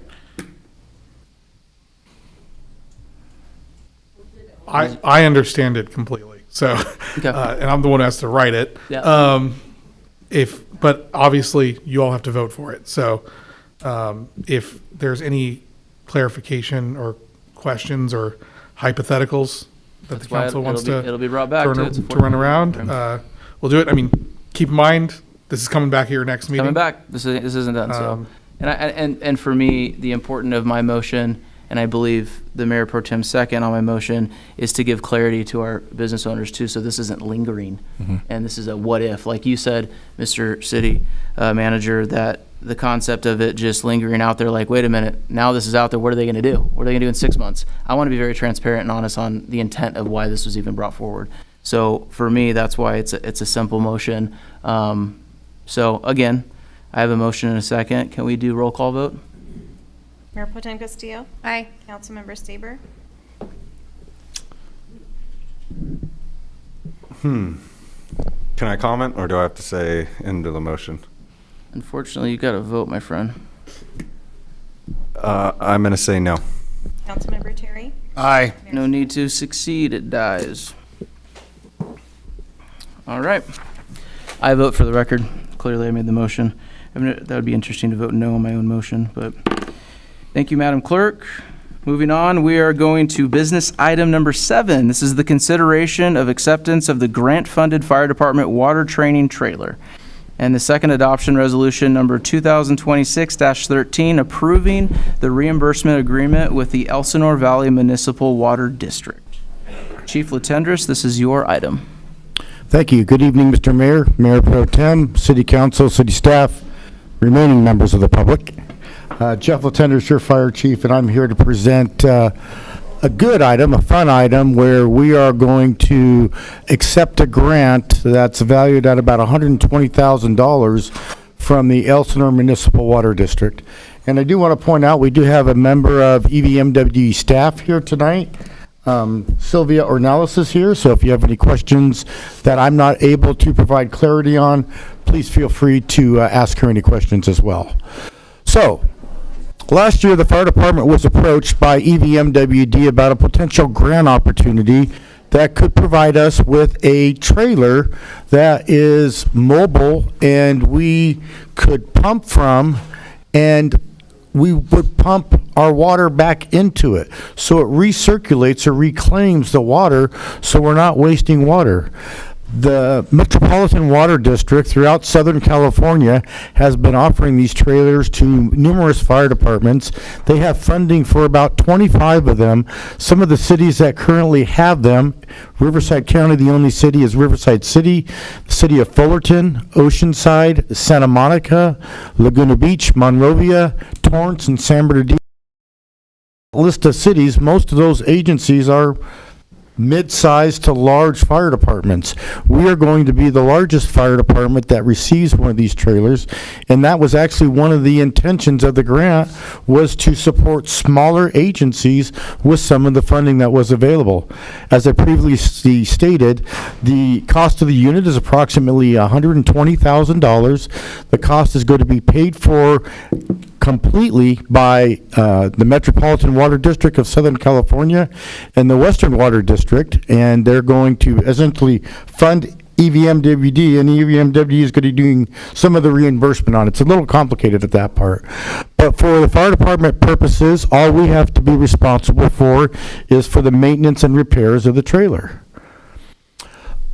We do about 3,000 hours of fire department training every year. Some of that training is in emergency medical medicine. Some of that is in rope operations, ladders, incident command, and so forth.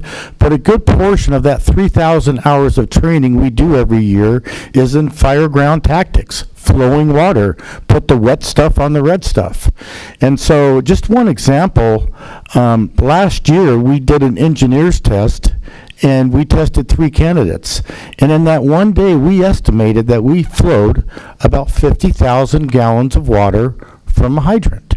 We don't put it into the lake. We flow it into arable areas that hopefully it goes back into the groundwater system. But it's a lot of water. And if you go back to the previous slide and think of all those agencies doing the exact same thing, how much water is wasted every year for a good purpose, for fire department training. But if there was a solution to try to keep that water intact, we could save one of California's most valuable resources. So the tank or the trailers look like this. They will be painted to match our color scheme. They'll have our logo on it, our city logo. It will also have EVMWD, the Metropolitan Water District's logo on it. Our only responsibility as part of this grant is to report back to EVMWB the estimate of the number of gallons of water that we saved by flowing it and recycling it. I do have this little quick video, if I can get this to play. How do I, there. Oh, it's sideways. But you can kind of get the point that it flows right back into the trailer that we're pumping it out of. So that's 1,000 gallons of water a minute there that's coming out of that trailer and flowing back into the trailer. Some of the advantages of this, we can trailer it to our mutual aid and automatic aid partners. We can do joint training, and we can save water while we're doing it and improve our operations. We don't have a fire hydrant at the fire station. So now if you've seen us, we go to the church a lot because it's a big parking lot area and they've got hydrants on site. And so we do a lot of our fire flow training there. Well, that's at the very end of the city. It's on the border of Menifee. By being able to train at the fire station, we're going to be more centrally located, and that can even reduce our response times. It can enhance our trainings by repetition and getting our engineers more opportunity of working with the pumps and the equipment. So we really think it's a great enhancement to the fire department. It's 100% free of charge. And I hope that you'll approve this. It's our recommendation that you accept the grant-funded fire department water training tower. 2, that you adopt resolution 2026-13, approving the reimbursement agreement for the Elsinore Valley Municipal Water District on a form approved by the city attorney. And 3, authorize the city manager to execute all documents necessary to effectuate this transaction. So that concludes my report. Again, we want to thank EVMWD, and they are here if you have any questions for us. Thank you. Awesome. Do we have any public comments on this item? We do have Sylvia Ornelas in the audience if you have any questions for her. And she's with EVMWD, right? Correct. Thank you for joining us. Council, do we have any questions? No questions. That's how good of an item this is. I bet you're upset. You stayed here all night to hang out with us. Questions for, is she going to do her public comment first? She's not a public comment. She's part of a public agency, so she's here to answer any questions you have on EVMWD issues. Yeah, I just have one question. Thank you, Chief Latendress, for that presentation. I just want to know, do you already have your plan in place on how you're going to gather the data and provide it to EVMWD? Yeah, there's a flow meter on the actual hydrant, so we'll be able to see how much we're coming out and putting back in. And so we have to report that. I believe it's quarterly to EVMWD, and that is needed for them to also get their reimbursements from the water districts. Thank you. Any other questions? Easy peasy. Thank you. Yes, thank you. I'd just like to say thank you. We really value our partnership with the city and the Canyon Lake Fire. And I just want to give some brief comments just to say how this came about. About 2 years ago, we received grant funding for SoCal Gas to do a direct installation program, and that was available to all of our customers. And so really what that did is that kind of excluded Canyon Lake residents because they are primarily on electricity, not gas. Right. And so we were really challenged to how can we bring a benefit to this city, so that way the residents can benefit just like all of our other customers. And so we saw this pump demonstration. Metropolitan saw the value in the water savings, and they offered grant funding. And so we talked with the chief, and we really pursued this this grant, and we are just really grateful for that partnership. And we will continue to look for any ways for grant opportunities in the future that we can help out the city. And I really appreciate your time today. Thank you so much. Thank you. Appreciate that. Can I get a motion on the item? I'll second it. And this is for 2026-13, approving the reimbursement agreement with Elsinore Valley Municipal Water District, Madam Clerk. And you have a motion and a second. Can I get a roll call vote? Mayor Pro Tem Castillo. Aye. Councilmember Stieber. Aye. Councilmember Terry. Mayor Smith. Aye. Motion passes. Thank you. Number 9 now. This is discussion and direction regarding potential amendments to the special events ordinance. City Manager, you're up. Absolutely, Mayor Pro Tem, Council, thank you very much. With the help of the Community Development Manager, we will try to make this as speedy a process as possible due to the late night. The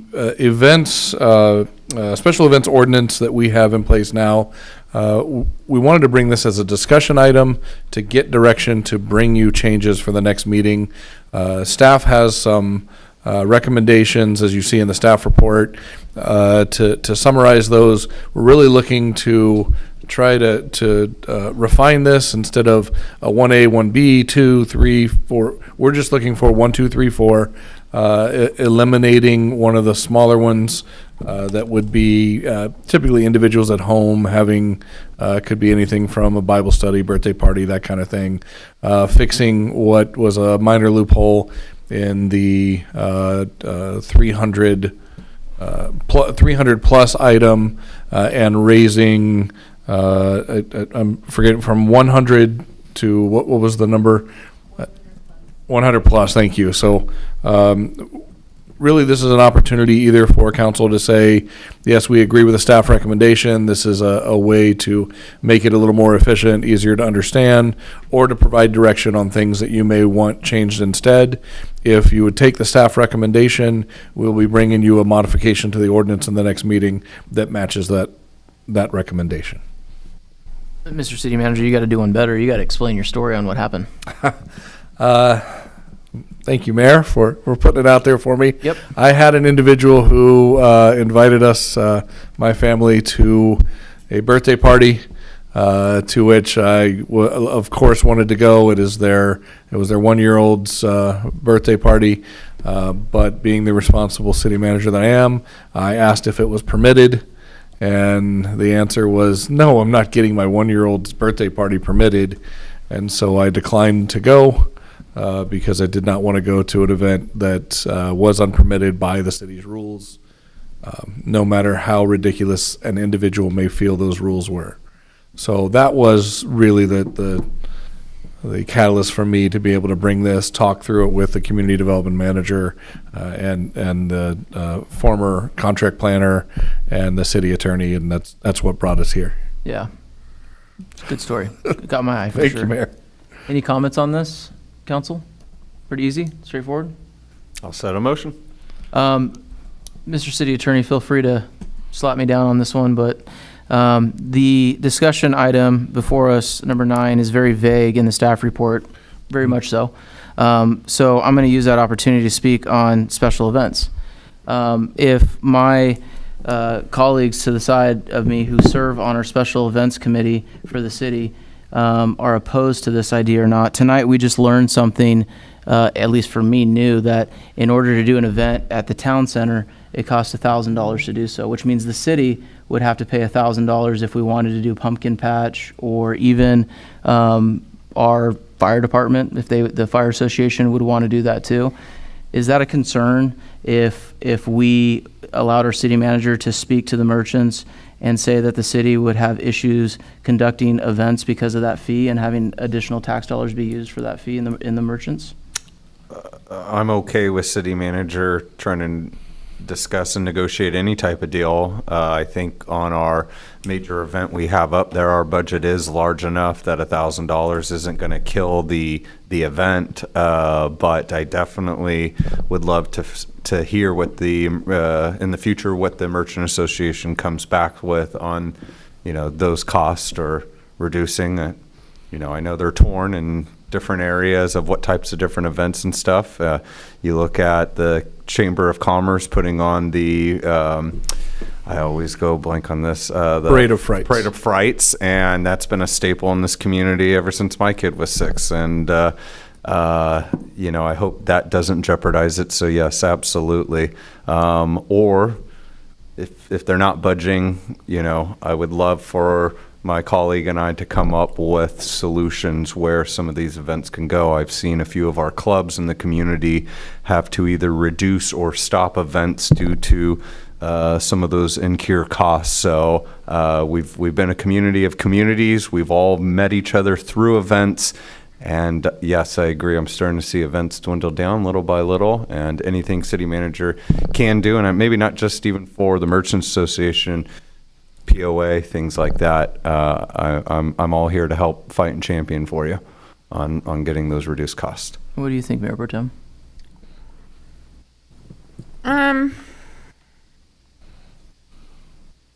Obviously, I think we have to support, especially nonprofits that want to work in our community. I mean, we already are waiving business license fees. We're reducing or waiving special event fees. We're offering this area.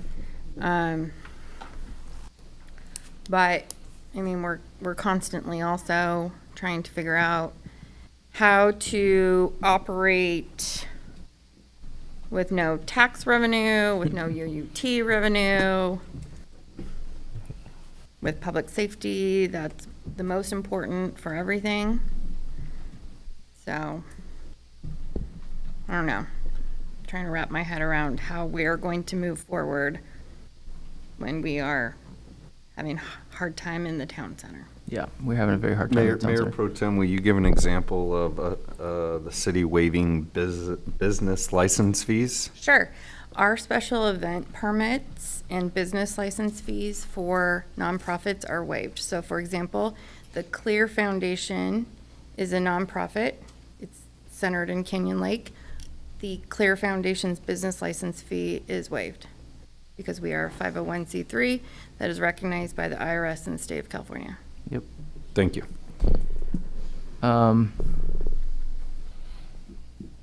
What do you think, Mr. City Manager? I'm just having a hard time because it's very frustrating because I think this council, and I'm going to give more of the credit to our Mayor Pro Tem, because when she got on this council, she's like, hey, look, we're going to double down on events to get the city involved with the community. And so one of the first things that we did, well, we've done a lot of things, but we've brought some big events to the town center. Like we're a big partner. Mm-hmm. We bring not hundreds, but thousands of people to the town center. And I don't know, Mr. City Manager, if there's an opportunity there, and I'm not trying to be negative, but I am going to advocate for my taxpayers as much as I possibly can. And when we do these things, we do this for the community. And maybe there's a conversation there with the merchants where we can get waived. Or maybe there's an opportunity where they can open up the conversation based upon the type of event. And I understand the direction on why they did it, knowing more now. It's because they're protecting the businesses and they were concerned. But when we look at special events like this item, I think we need to be more aggressive we are a big player when it comes to providing a big event for the community, and we should get a little help when it comes to that too, because the taxpayers are ultimately paying for it. Councilmember Seaver, you made a point about we have a bigger budget for certain items. I don't look at it that way. I look at it as these are taxpayer dollars, right? It's our job to be stewards of that money and fight hard to make sure we're not overspending because maybe of a simple conversation that we can have at the merchants board to say, look, we are bringing an event that's going to bring people from Menifee, Lake Elsinore. If it blocks the business after hours, they're going to be able to look and see that business exists, which they never have before. I mean, we were on K-Frog advertising, and we got people from all over to come to the town center, and they had no idea that we had 46 beauty salons. Now they do. So I think... Well, maybe 47 tomorrow. Maybe 47 tomorrow. But I think this is one of those conversations that we need to keep having, whether it's with the committee or yourself, if my colleagues have any objection on it, which I know that Councilmember Stever even said, we do need to be more proactive in finding those ways. So I would just advocate, now that we've learned that tonight about this new fee that our residents are going to be opposed upon if they want to try to have an event in the town center. And I think of the Fire Association, because I know they do their event. I think of Parade of Frights. I think of these other big events, Pumpkin Patch. So anyways, just food for thought on that. And if I could comment, Mayor, the reason I'm on the Merchants Association board now is so that the council has that voice. Yeah. And so there's a lot of things I would say about the Merchants Association. It's a very old organization that's acting as if it was created yesterday. When I got on the board, I provided a copy of bylaws that you could actually read. We are just adjusting to operating the way that we are supposed to operate. I did lobby pretty hard. I don't like the idea of charging for something that is meant simply to bring people to the organization. Yep. So I recused myself from that because I said, I'm not voting.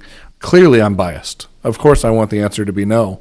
But life is about chess and not checkers, and we do have a meeting coming up with the Merchants board, not just with the board, but the actual Merchants Association meeting. And my intention is to bring that to the voters of the Merchants Association and see what they want, because what we have right now is the board making a decision that may or may not be the intent of the Merchants Association. And some of those individuals in the merchants have made it clear to me that they benefit from these events. Yep. And if those individuals outnumber the individuals that don't want events here, then it'll be very clear and who comes out to vote and what they do. It's the only method to really properly say, look, I don't agree and I only have one vote on a board of 5. But there is a methodology, much like cities operate. There's a methodology to say, what do you think? And so that is my intent. Good. I appreciate that. That's, I mean, you got direction on this item, so thanks for letting me do some exploratory stuff there, Mr. City Attorney. Do we do we have a motion on this one yet? I think Josh made it originally. I need a second. I'll second it. Can we do a roll call, because we do have no public comments? Correct. Mayor Pro Tem Castillo? And to make sure I understand, the motion is to Bring it back. accept staff Yep. recommendation and bring it back as recommended. Absolutely. Mayor Pro Tem Castillo? Aye. Councilmember Stever? Aye. Councilmember Terry? Aye. Mayor Smith? Aye. Motion passes. Thank you, everyone. Last item. This one's good. I like this one a lot. Discussion and direction regarding a proposed amendment to the monument sign advertising policy for new business promotion advertisement. This is a good way to end the meeting. Mr. City Manager? Yes, Mayor Pro Tem, and Council, I am hoping to set a record here on this item. What we're requesting is to amend the current policy so that any business that is a new business in the city of Canyon Lake may advertise on the digital portion of the board for 60 days for free. I love it. Do we have any public comments? We do not. Do we have any city council member comments? Is there a sunset date on that, or until we bring it back up in the future? There would not be a sunset date. And it's only for new businesses. Correct. They get a And- one-time shot. And that's after the monument gets refurbished, because currently we are not charging any of our existing advertisees, nor is the city in any contracts with those advertisees at this time, correct? That's correct, for the digital portion of the board. Just the digital. That is correct. Any other comments? I'll make the motion as long as you take into consideration Mayor Pro Tem's suggestion on welcome to Canyon Lake, come to Canyon Lake and do business. If we do an ad up there, Maddie, that's your wheelhouse.